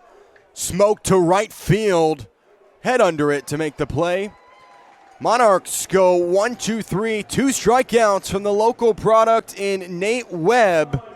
But Chicago with an 8-1 lead as we return to the bottom half of the 6th inning. So the left of us, you had on the away dugout, people were walking their dogs. You had like a dog show on top of the dugout. And look at this. I think there's a traffic jam over there. Yeah, great shot from our crew. And that's just a fun thing to see. Look at that. Having some fun here at Legends Field, and great Wednesday. Bring the dogs out. Great dog show too.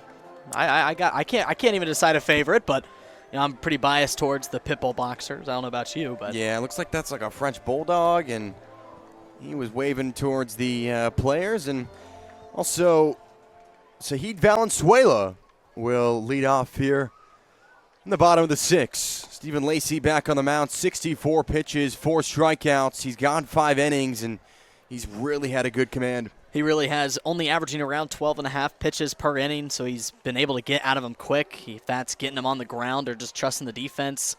Yeah, Lacey's had some really nice stuff in this one. 4 strikeouts on his day. These Monarchs still trying to figure it out, and Valenzuela's trying to get himself active here at home.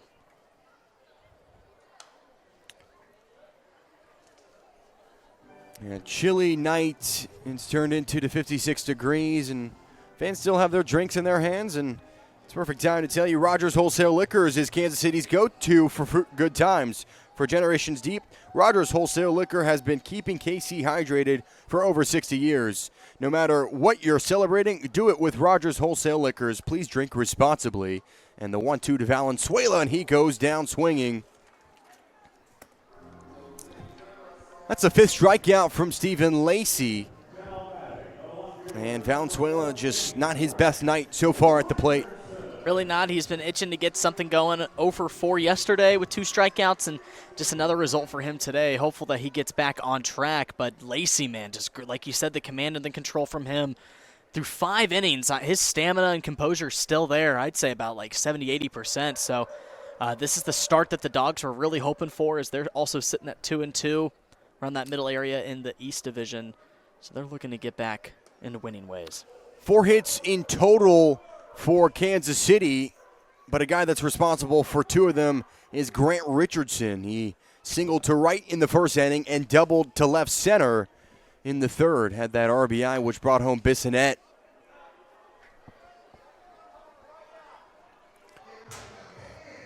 Yeah, obviously it's early in the season.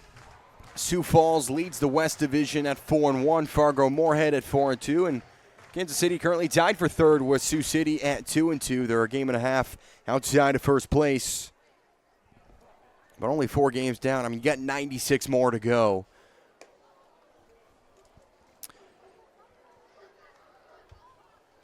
And Jackson, I'll tell you, Lacey, he's been sound on the mound.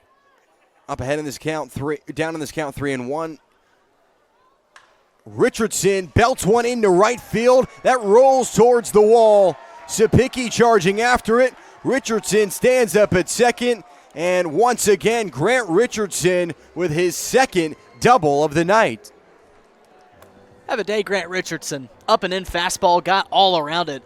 Hit the screws off that baseball into the right field gap. And he's got sneaky speed to scamper on over to second base. He continues to keep these Monarchs alive, I'd say. It was that RBI. He was the only one to get one so far, and he's back in scoring position. And just the one out on the board. Here's another guy that's been able to get 4 runners batted in this season. Yes, Hal Garza, 2 home runs, and he's just been talking about just the coaches, what they've done to prepare him. Obviously, he's had a great start to his season.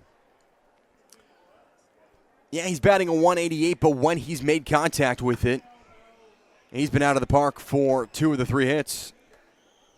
Like you were saying yesterday, both of them in the first inning as well. He's gotten it started great. 4 RBIs on 2 home runs, and they were both off of right-handed pitchers. And it's very unlikely when you have a right-handed batter who's hitting better against right-handed pitchers versus a lefty. So Garza sees it good, and he's down 0-2, but like you said, if he makes contact, that ball can get some good exit velocity. The 0-2, Garza pops it up towards the catcher, and Grosjean sits under it and had a tough time dealing with it. Did he make the catch? I don't think he did. Boy, Garza really fortunate and caught a break there. Take another look at this. Popped up in Grosjean's. Oh. Looks like the ball boy was the one to say, hey, he dropped that ball there. Good heads-up play. Richardson on his way to third, and a head-first dive. He'll stand in there now. That stolen base by Grant Richardson means he got the green light. Green Light is a proud partner of your Kansas City Monarchs.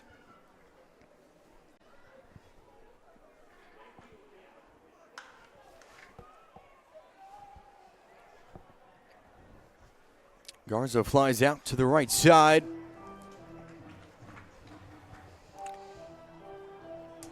Perhaps that drop by Groshans could be a game-changing moment. We'll see if it pays off. The 1-2 to Garza, and he goes down swinging. An off-speed pitch, low of the zone at 76 miles per hour, and the 6th strikeout tonight belongs to Stephen Lacey.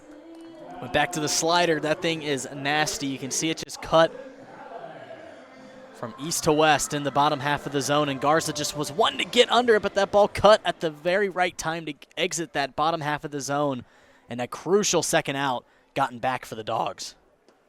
Austin Callahan, with 4 hits this season, he's got no RBIs, and this would certainly be the time to do so.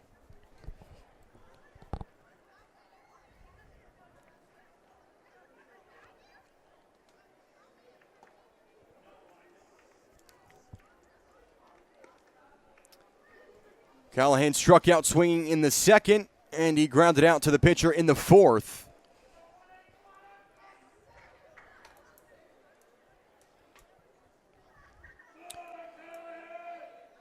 Two down. Lacey, the 0-2. In the air to shallow center. Wilder under it, and an easy grab for him as Richardson gets all the way to 3rd, but Austin Callahan pops out to end the inning. We head to the top of the 7th, an 8-1 lead for Chicago.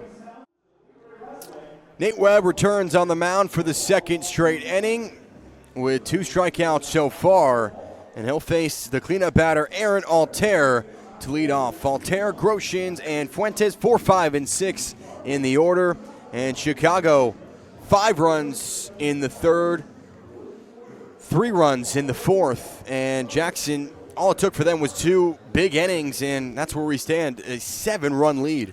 It's a tough mountain to climb for the Monarchs, but exactly what Nate Webb is called to do. Him and Hankinson both just throwing up zeros, getting the quick outs, and like you said, Webb, 2 strikeouts, the 1 line out to end out the 6th inning. An amazing outing right out of the bullpen, and they trusted him to go out there for 1 more inning, hopefully put up another 0, and hopefully these, that complements the bats in this final 3rd frame of this ball game. But yeah, Webb's certainly on his stuff.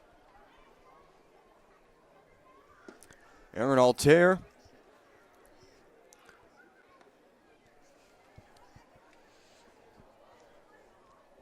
Oh for 3 at the plate. Or for 2, rather. He reached base via error in the 3rd inning.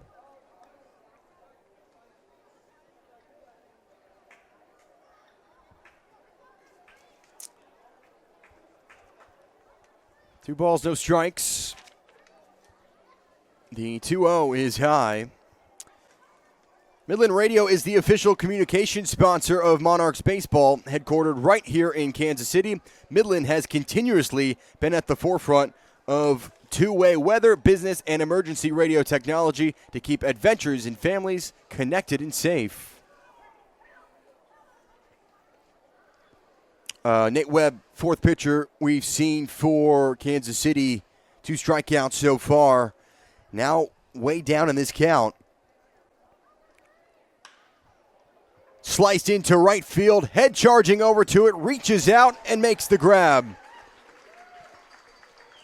Head's been busy out there in right field, but you can see off the bat of Altair. And Hudson Head putting on the speed. Great swing by Altair, but even better defense out there by Hudson Head. That one was cutting towards that right center gap, but Head with that speed, he closed it real quick. He moved over to his right and just stuck the glove out there. That is a tough catch to make, especially on a line like that. You got to get over to that quick and read it well. So hats off to you, Mr. Hudson Head, out there in right field. Jax Groshans has had a good day. He was selected as the beer batter, and fortunately he's had 2 singles, and he was also hit by a pitch, so he's reached base every time he's been up at the plate.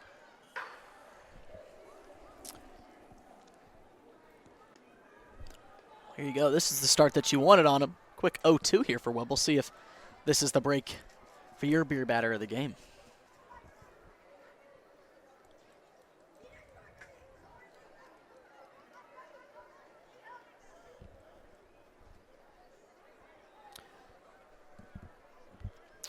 The 0-2 to Groshans, and a ground ball that just goes foul on the left field line.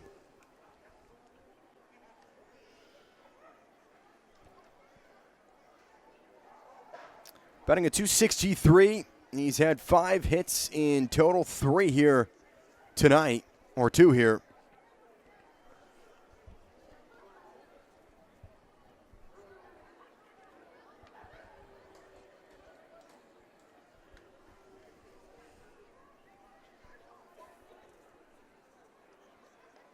The 0-2, Groshans, and he got him. So the beer batter goes down. That is $5 beers for 16-ounce Coors Light cans all throughout the rest of the inning for Monarch fans. So it looks like for the second straight day, Jackson, I might have chose correctly on the beer batter. Don't catch a streak on me, Joey. I don't know if I can get myself out of that one, but hey, hats off to you, good sir.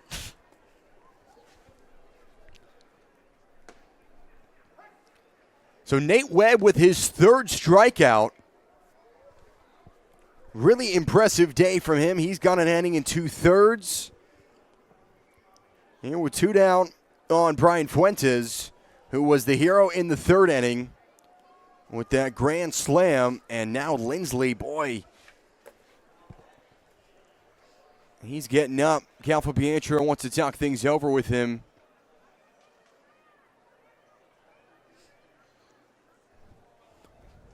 Got another look at this. Oh. Right in that groin area.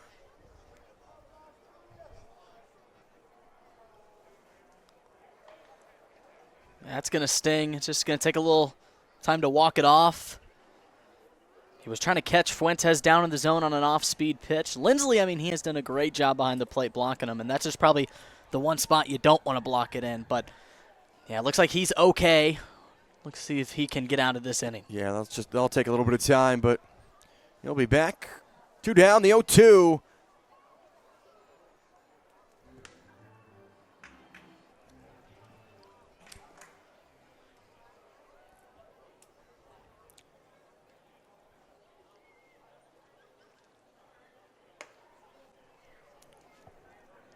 Off-speed pitch at 81 is high, and now Deuces run wild. 2 balls, 2 strikes, and 2 outs. Altair flew out to right. Grosjean struck out looking. And now Nate Webb will set in for the 2-2 delivery.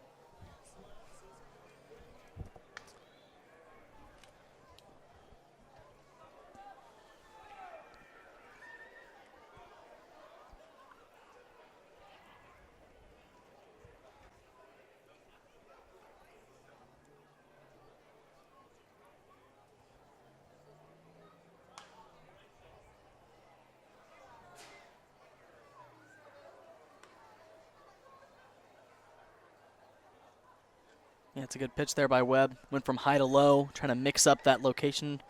Yeah, that north-south vertical area is where he wants to get Fuentes. We'll look to see if he goes back down low. The payoff, swing and a miss, and he goes down. So Nate Webb with his 4th strikeout, his 2nd that inning, and an 8-1 lead.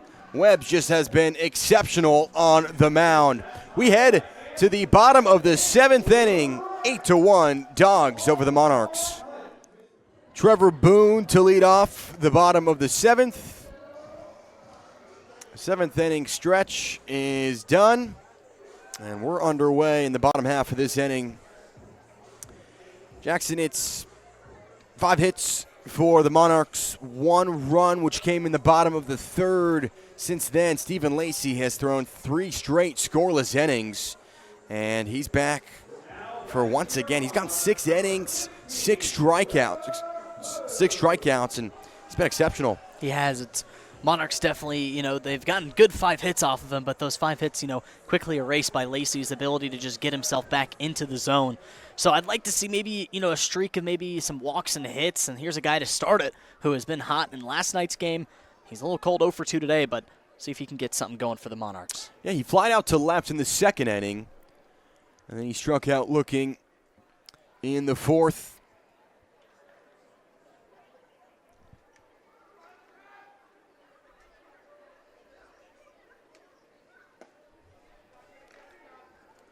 Trevor Boone was with the Albuquerque Isotopes last year, the AAA affiliate of the Colorado Rockies. Also, he spent time around the organization at Single A and High A. He was up in Spokane with the Indians in Washington. Down with the Fresno Grizzlies as well. Another guy that's certainly been experienced. And he said he's been to Kansas before. He went to Oklahoma State. They played Kansas State. 1-2 popped up. Right side. Cisco under it. And this time to make the catch is Groshans. So Groshans did not make the mistake the second time in a row. Yeah, did a good job moving his way over there. This time he opted to go for the basket catch instead of the regular glove catch. That's what got him tripped up the last time, and give a smile to the Monarchs dugout for probably giving him a hard time for dropping the first one. But he says, I got this one for another quick out here from Lacey. Brady Lindsley, who's also 0 for 2.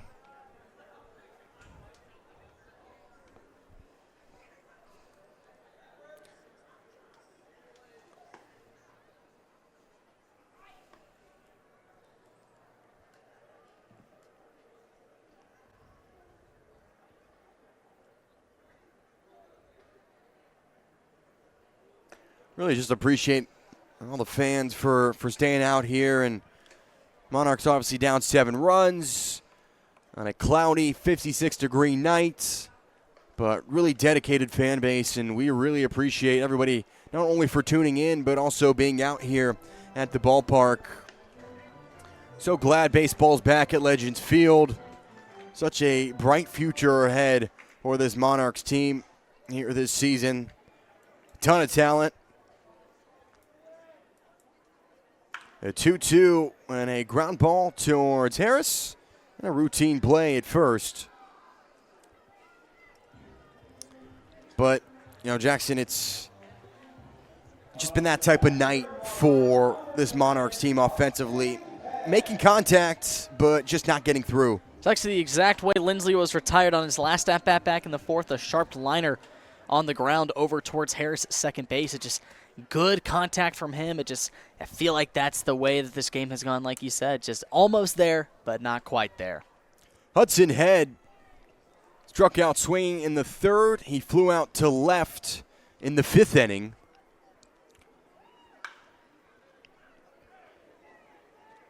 And he tags that one foul.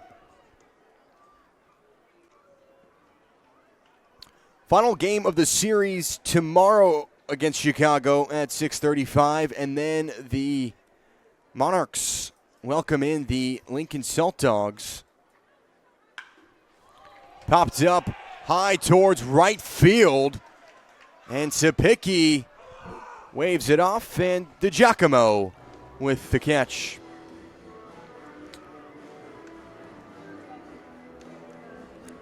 So 1-2-3 inning for Chicago. On the defensive side, we head to the top of the 8th. So top of the 8th, and new pitcher on the mound for the Monarchs, and it's the Canadian international Dominic Hambley, who once again is making his return to the Monarchs here this season. Not a returning Monarch, but he's back on the mound for the second time. 2 innings of work. He's faced 10 batters, 2 hits, 2 walks, but 3 strikeouts. And the former Chicago Cubs prospect will step on for the first time today. Hambley's another good guy out of the bullpen that they can rely on to continue to throw zeros on.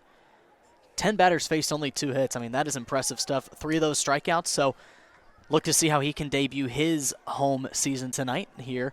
Coming out of the bullpen is Webb and Hankinson. Both great stuff out of the bullpen. Nate Webb's day is done, and like you talked about, 2 innings of work. He gave up no runs, no hits, and 4 strikeouts. So Hambley's first batter will face his Daniel Harris. That's up above the zone.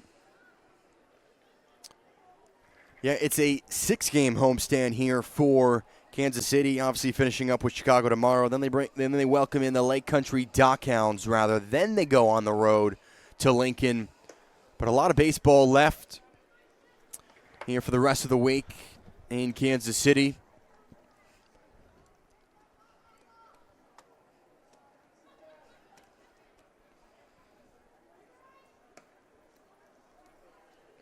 Harris 1 for 3.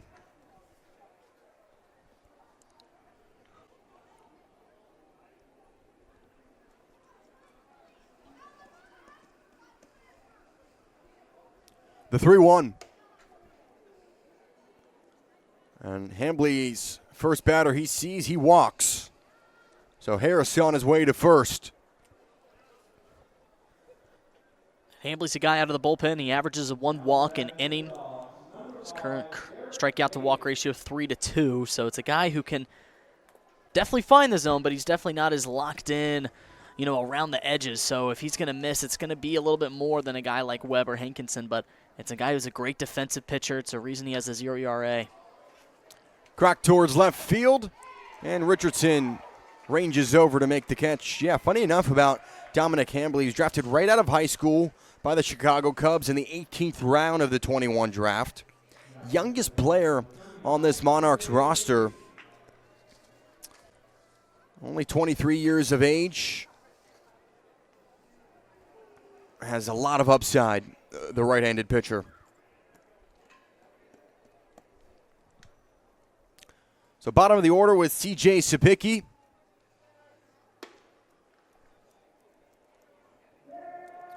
Who's 0 for 2 with a walk.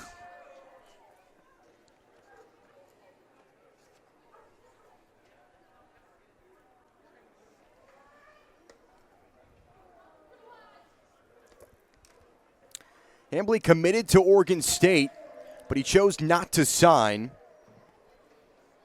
Played the majority of the season last year with the Myrtle Beach Pelicans, the single-A affiliate of the Chicago Cubs.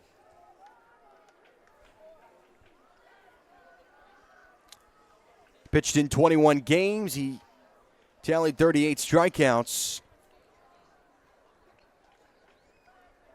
The 3-0. 4 straight balls on Sapicki. So 2 of the 3 batters have been walked, Jackson, and now you put runners at first and second and 1 in scoring position. Chicago here with only 1 out. Yeah, they continue to juice those bases, especially with no out, 1 out situations. Hambly has been doing a good job on the east and west, just north and south. He's been running a little bit too high with some of these pitches, and once you start to do that, you get comfortable doing that, so I'd like to see him try and work his way back into the zone.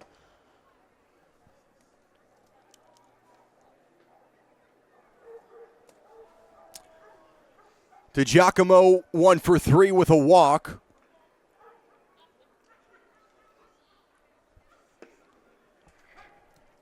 Comes in for a strike.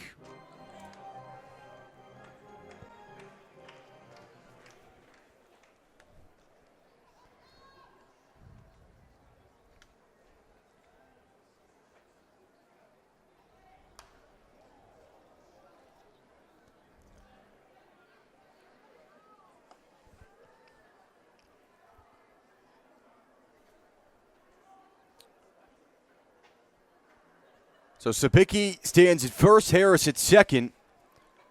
Hambly ahead in the count, 1-2. Looking for his first strikeout of the evening. The 1-2. Well low in the dirt. Had a fastball at 92.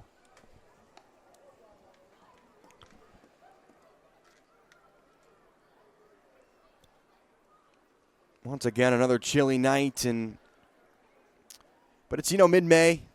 And certainly going to get warmer. And the check swing, and he goes down. Strike 3, so Hambly faces his third batter and earns his first strikeout. Really good pitch there. Beautiful backdoor slider that caught up to Giacomo on the inside half, more towards that bottom half of the zone. It's a great pitch. He went fastball, then right to the off-speed slider. From 92 to 81, that's going to tie up any batter there at the plate. Wilder with a hit in the third inning.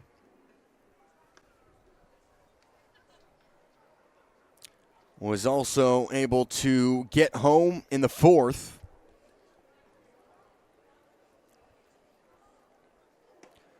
So 2 down, 2 runners on for Chicago.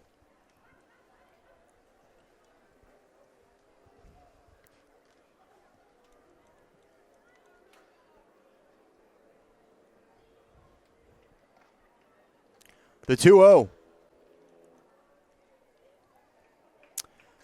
Tail Wagging Wednesday, Jackson. Favorite dog you saw? What's anything stand out to you? I like the Basset Hound. He was talking a lot. He was barking quite a bit.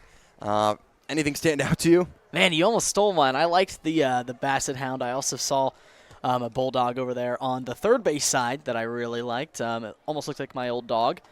So obviously I'm a little biased, like I said, to the Bulldogs, but a lot of different ones out here. You know, you can go from small, medium to big. Like right there on the first base side, just a little pup there. Got a coat on, a little chilly for them as well. So, but you love to see all the dogs that came out today for a great night of baseball.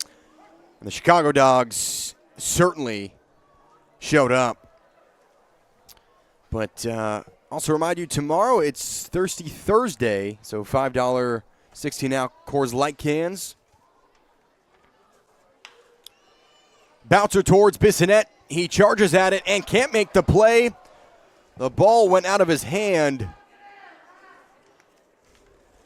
And a guy that really not used to making mistakes at all. And he does so there.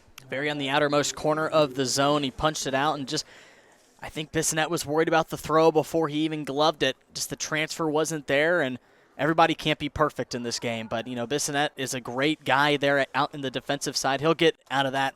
He'll get out of that one pretty quick and get back on his ways. But the base is loaded with 2 outs. So third time today we've seen the bases juiced. I'm tired of choosing between a cocktail you actually want and the diet you're trying to keep? Meet Carbliss. Stop compromising on your taste buds. Find your bliss. Pick up Carbliss in delicious flavors at the home plate bar or beer park. Carbliss is the official ready-to-drink partner of the American Association, and this is grounded into right field. Sapicki gets home, and 2-run score for Chicago. Guess who? It's Chance Cisco once again. An inside fastball and just put it on the seams through the infield through that second base gap. And the throw by Head almost in time at the plate. But these Dogs continue to roll here in the top of the 8th inning. Still 2 outs, runners on the corners. We'll see if they continue it.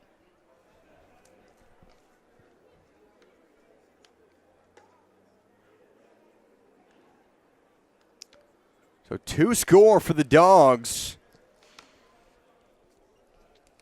9 runs. It's the most the Monarchs have given up here this season.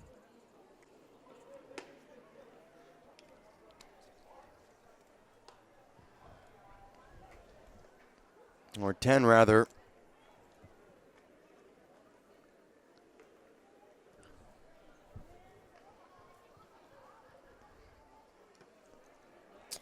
What have you seen from a response from Chicago? Obviously only 1 run yesterday, and now this time around they got 10.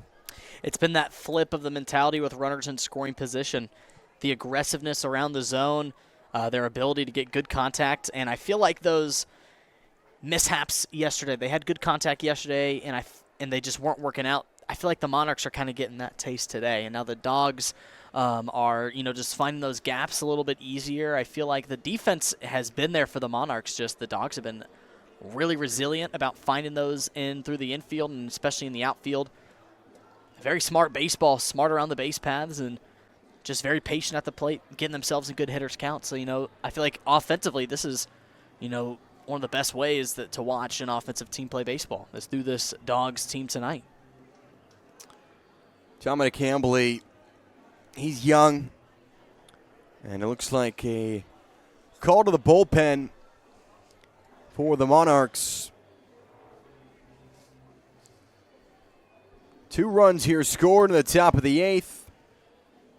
Chicago with 10 hits and 10 runs to go with it. So Dominic Hambley's day is done.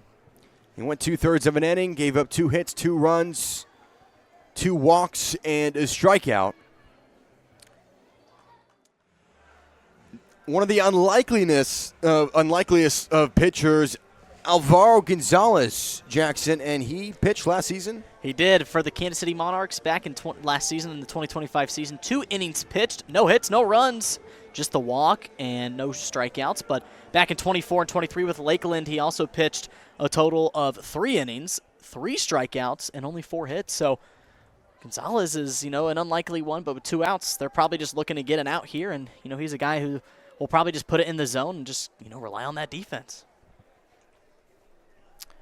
Not somebody you would have expected to be called out of the bullpen here tonight, but down 9 runs. And Cisco at first, Wilder at third, and how about that? He throws a first pitch strike at 77 miles per hour. That paints the zone. Gonzalez had that 2-run home run last night. And a chopper to center, and it gets down for a base hit. So an RBI single that brings home Wilder. And Aaron Altair keeps the train moving and adds another run to the scoreboard. Hey, Alvaro did his job. Hey, he snuck it around that inside half of the zone. That's a good pitch at 83 miles an hour. Just a good swing around the zone from Altair. Got the hands inside quick and just nubbed it out into center field for yet another run. As this Chicago team with the timely hits with runners even just at third base, I feel like they've been on point with that.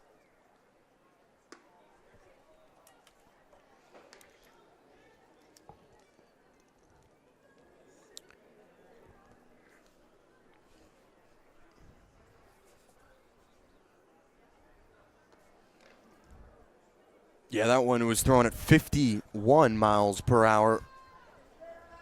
You think it's partially because you bring in Gonzalez, you want to save some of the arms out of the bullpen? You think that's why he did it? I mean, you're down 10 runs. Unless a miracle happens in these last 2 innings, you think that's what that was? It's a guy who isn't going to eat up a lot of your arm strength, really, because, you have 2 innings of experience with him last year, and it's, like you said, just to save some bullpen arms for the final game of the series tomorrow and, look towards Lake Country just to, make sure that your guys, you didn't eat up a bunch of guys. Because in today's game with as many runs as you can, you want to stick with some guys. And Alvaro is one that you don't really have to worry about coming in the next couple days unless stuff goes wrong again. So, I like the play there from Catholic Pietra again to just kind of save some bodies there. And if you can't tune in tomorrow, certainly come out to the ballpark. You have the former big leaguer Dakota Hudson is going to get the start on the mound, and a high fly ball driven into left field, and Richardson under it. And Alvaro Gonzalez gets out of the inning. He gave up a run, but a 3-run inning here in the top of the 8th for the Chicago Dogs. They have their largest lead, up 11-1. We'll be back in a moment here on KSMO. Stephen Lacey's day is done, and a new pitcher on the mound. Rain Supple was the first player drafted since 2002 from the state of Vermont when the Chicago Cubs drafted him back in the 2015 MLB draft. So Supple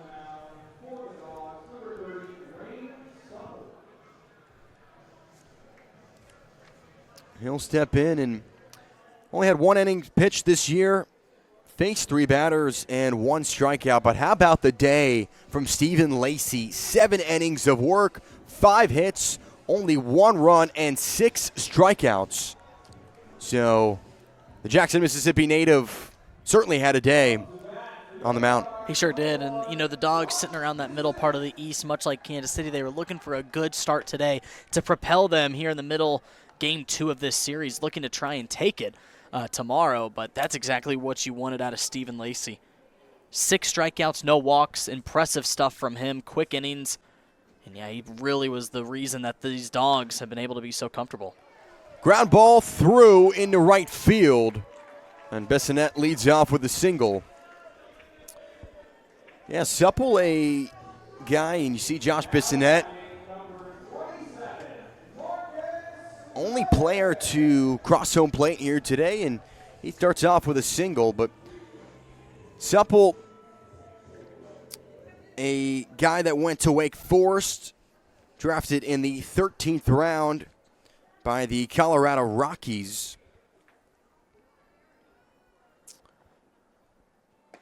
Back in 2018. So he was a guy as well that's been drafted, and certainly an experienced pitcher. He's a good guy in the bullpen. You know, you look for maybe 1, maybe 2 innings out of him. He's got good speed on those fastballs, averages around 93 miles an hour.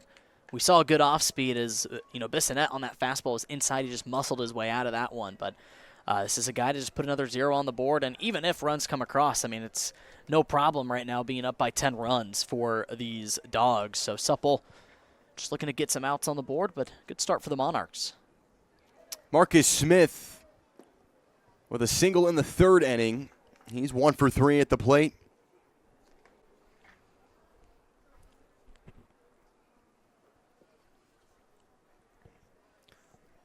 Valenzuela on deck.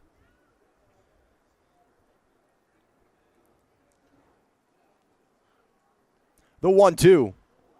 Fouled back.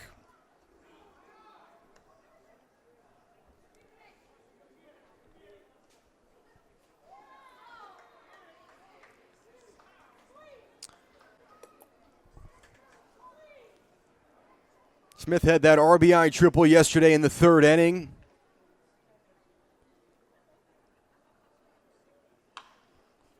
Golfs one towards shallow left field, and Wilder charging under it and makes the play.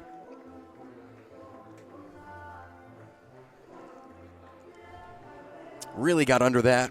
Like you said, just had to club it. That was really inside, and he just goes straight up on the ball. And I'm going to give, tip to Wilder over there. An over-the-shoulder catch, especially in these lights. That's a tough play to make. And look for that good out there from Supple as Smith, just the single today, has made some really good contact. That one, really inside. Will probably want something a little bit closer next time he's up.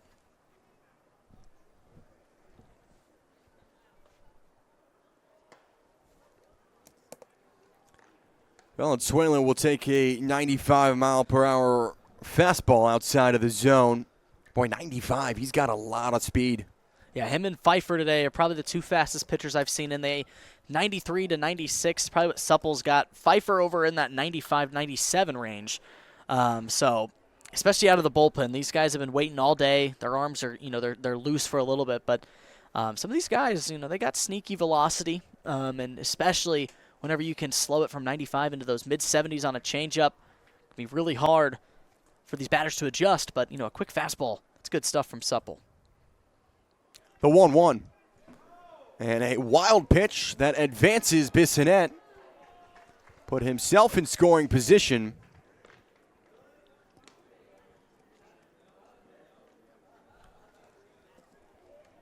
There you go. First time since the 6th inning that the Monarchs have seen a runner in scoring position. And with only 1 out, Valenzuela just trying to get another run on the board. And he is due, Joey, for a good spot.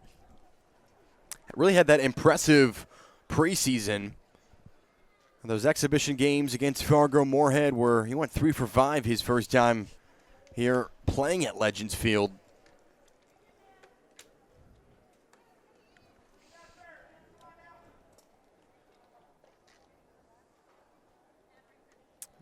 Just not making the cleanest of contact, but nonetheless it was fouled back. So 2 balls, 2 strikes. Marcus Smith popped out to short, and Josh Bissonette stands at second. 2-2 to Valenzuela.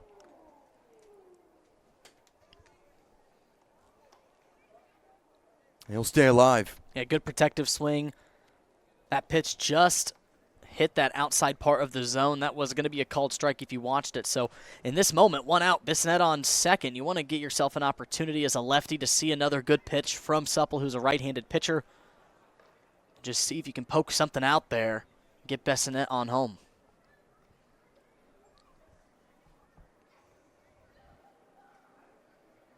Valenzuela up the middle, over the head of Wilder. Josh Bissonette heads to third. Valenzuela will stand back at first.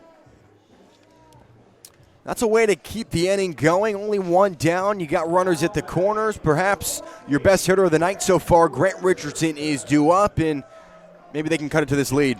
Great swing by Valenzuela. Now Bissonette had to hold up to see if Wilder was going to make that play. First hit since Sunday for him. Bet he's happy to get back on base and in the hitting realm. And like you said, Richardson, another left-handed batter who has had a day today. 3 hits on 3 at-bats. And now you won another good spot from him.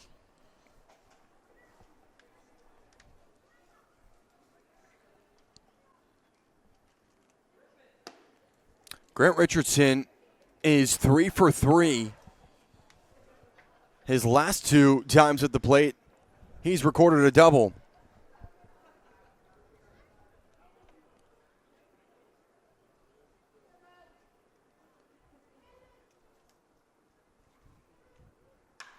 Richardson sends a high fly ball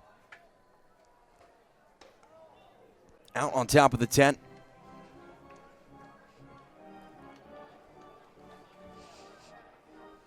Got a couple people racing over for that.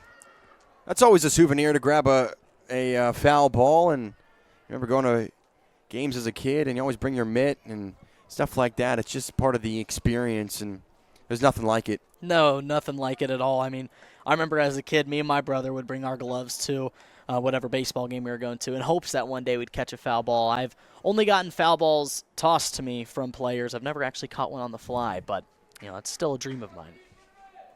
We got a good chance here tonight. Runners at the corners. 1 down, the 1-2 to Richardson. Outside of the zone. Count runs even at 2-2.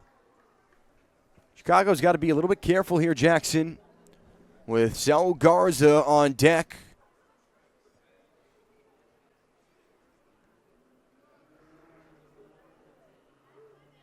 Two-two to Richardson. Sent high in the air, and DiGiacomo makes the easy grab. Bissonette races on home, and he'll score for the second time today. For the first time since the 3rd inning, the Monarchs on the board, and they cut the lead to 9. Richardson doing his job there, but I guess just the ball didn't drop down. Nonetheless, a sac fly RBI. Like you said, it didn't drop. The wind just kind of cut it towards the right side there, just made it die. But Richardson, like you said, doing his job, productive out there. His second RBI and the second time driving in Bissonette home today. So Richardson, credited for the 2 runs that the Monarchs have put up. He's had a great day at the plate.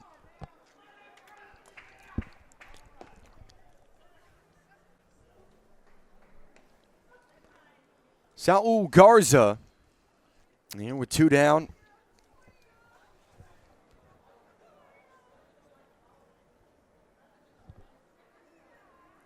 Oh for 3. A broken bat, but it's lined up the middle.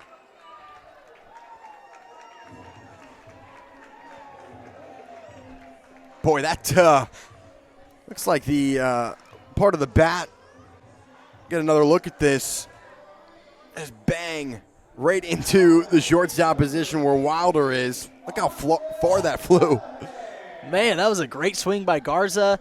Inside pitch, and at 95 miles an hour, he got a trouble of catching up to it, but he got enough bat speed around to get that ball out of the infield at 80 miles an hour off the bat, off a broken bat. That is impressive stuff, and it really shows you how much power Garza really possesses. Even on a broken bat, he's able to wedge it out into center field. That moves Valenzuela in scoring position at second, and Austin Callahan hits a high fly ball into left center field. Lunging out and making the catch in time was Altair. But what a great piece of fielding from Aaron Altair. Austin Callahan with a decent hit, but comes up empty. Josh Bissonette gets home for the second time today, and the Monarchs down 11-2. We head to the final inning. Final inning of the night, and that man right there, Alvaro Gonzalez, will stay on the mound. So a run for the Monarchs in the bottom half of the 8th, but still an 11-2 advantage for Chicago. And Boy, two scoreless innings for the Dogs to start out, and then really one swing of the bat you talked about can change the game. Brian Fuentes with a grand slam in the third, and yeah, that's right from there. They just got it all going. All went downhill from the Monarchs after that. It really did. You know, that puts 4 more runs on the board that you cannot get back. And the momentum, like you said, it's a big thing in baseball, especially when you hit it back in that third inning. And then in the fourth, you put 3 more on the board, and then the momentum completely shifts to your side. And it's really hard, especially in the bullpen, for their job to put up zeros, but you got to have the bats in sync as well. So Fuentes will take a first pitch strike from Alvaro Gonzalez. The 0-1. Hit high in the air, and Head watches it drop right into his glove.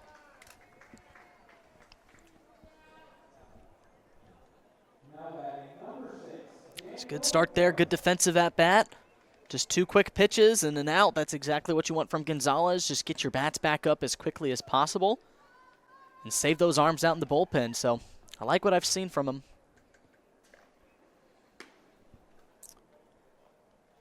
That was a first pitch just outside for a ball.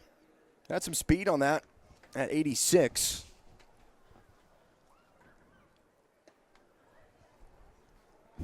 Then when you go to that, 57 miles an hour, that's really hard to read for the batters. It's, you know, throwing off the timing's all that Alvaro's trying to do right now. You know, is there something about being a batter where you face a pitcher like this and you're expecting 70, 80 miles per hour and he's throwing it 50, 60? It is, especially when you practice all the time hitting off, 85, 90 mile an hour, seeing a 55 mile an hour pitch. It's even harder to hit a 100 mile an hour fastball. It is to just see it and to square it up on time. You know, these guys are, they're practiced to have a really quick reaction time. So when you slow that down even by just a quarter of a second, it throws off the whole entire rhythm. So Daniel Harris will head on to first, and Derek Mabin is due up. He's 0 for 4 at the plate, looking for his first hit.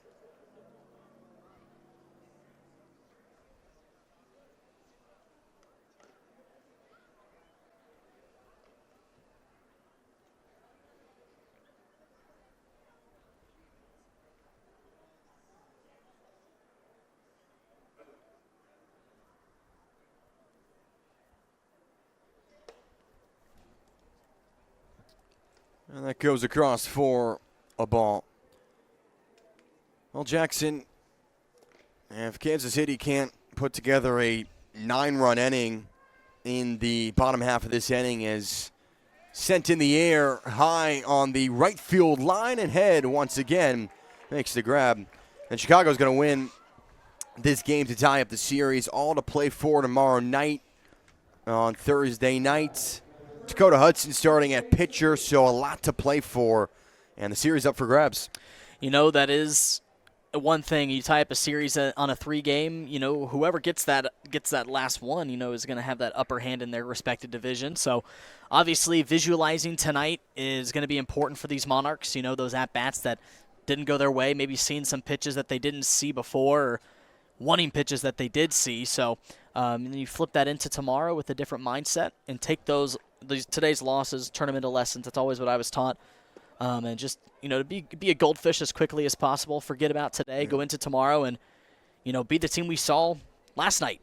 Very resilient on the base paths, good bats. So I know this team has it. You're going to have nights like this, but it's how quickly you respond is what makes the difference.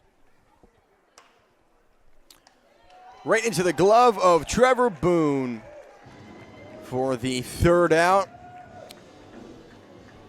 So Boone in the right position, and the Monarchs down 11-2. We head to the bottom of the ninth. Chicago 3 outs away from grabbing their 3rd win of the season. We'll step aside. New pitcher on the mound for the Chicago Dogs, Jacob DeLabio. Was a 2025 All-Star for Chicago last year. Native of Kenosha, Wisconsin. Price Chopper is always chopping prices, and you can get your savings your way by email, text message, or in the My Price Chopper app. Get connected today and never miss a sale. So, man, that just made the last out is due up to lead off the bottom of the inning, which is the final one of the night, Trevor Boone.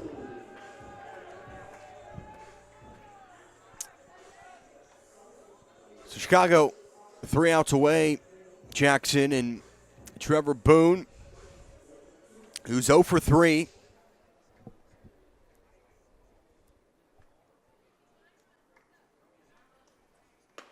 Swing and a miss on that first pitch. Boy, threw that at 95, right in the top of the zone.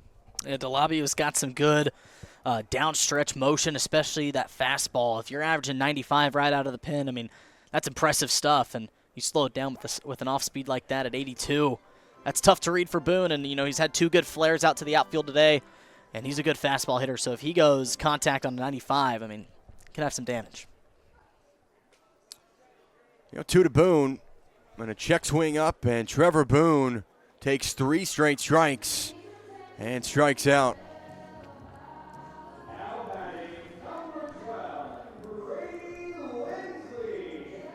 High of the zone, and Boone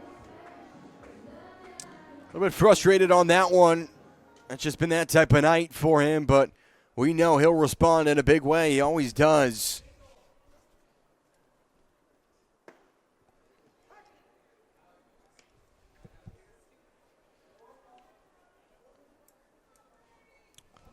Brady Lindsley will take a strike. The 0-1. My goodness, 5 straight strikes for DeLabio. He posted a 2.12 career ERA in the Houston Astros organization.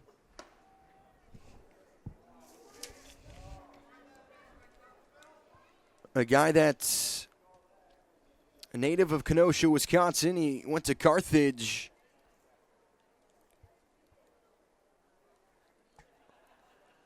The 1-2.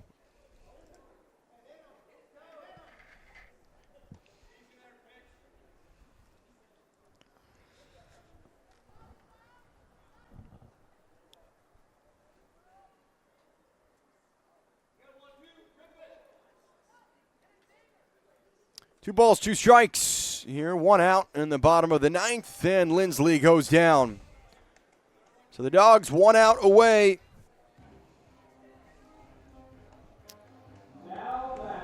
From grabbing their 3rd win here this season.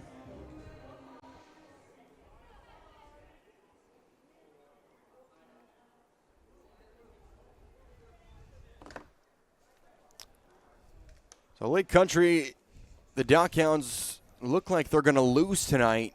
So Chicago is going to take that 3rd spot in the East Division.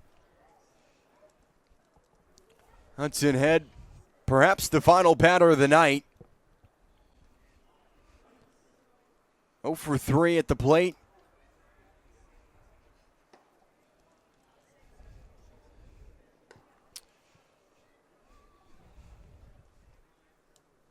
It's just been a great 9 innings from Chicago. It has. On both sides of the ball. It has. You said it best there. Both sides of the ball, just to a T. The bats, 11 hits, 11 runs. That's exactly what you want. Timely hitting with runners in scoring position. It's been their downfall.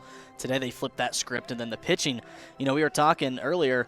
They were saying that the bullpen was the issue, and today they really came out and, put more zeros on the board, but it helps whenever you're starter. The 1-2, head goes down, and that will do it. Chicago evens up the series and gets 11 runs to Kansas City's 2.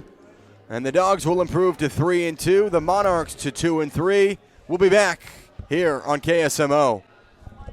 So the Chicago Dogs come into Kansas City for the 2nd game, and they respond with a win in the series.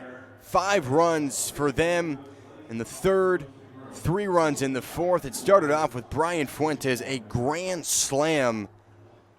And then from there, the Dogs just kept on going.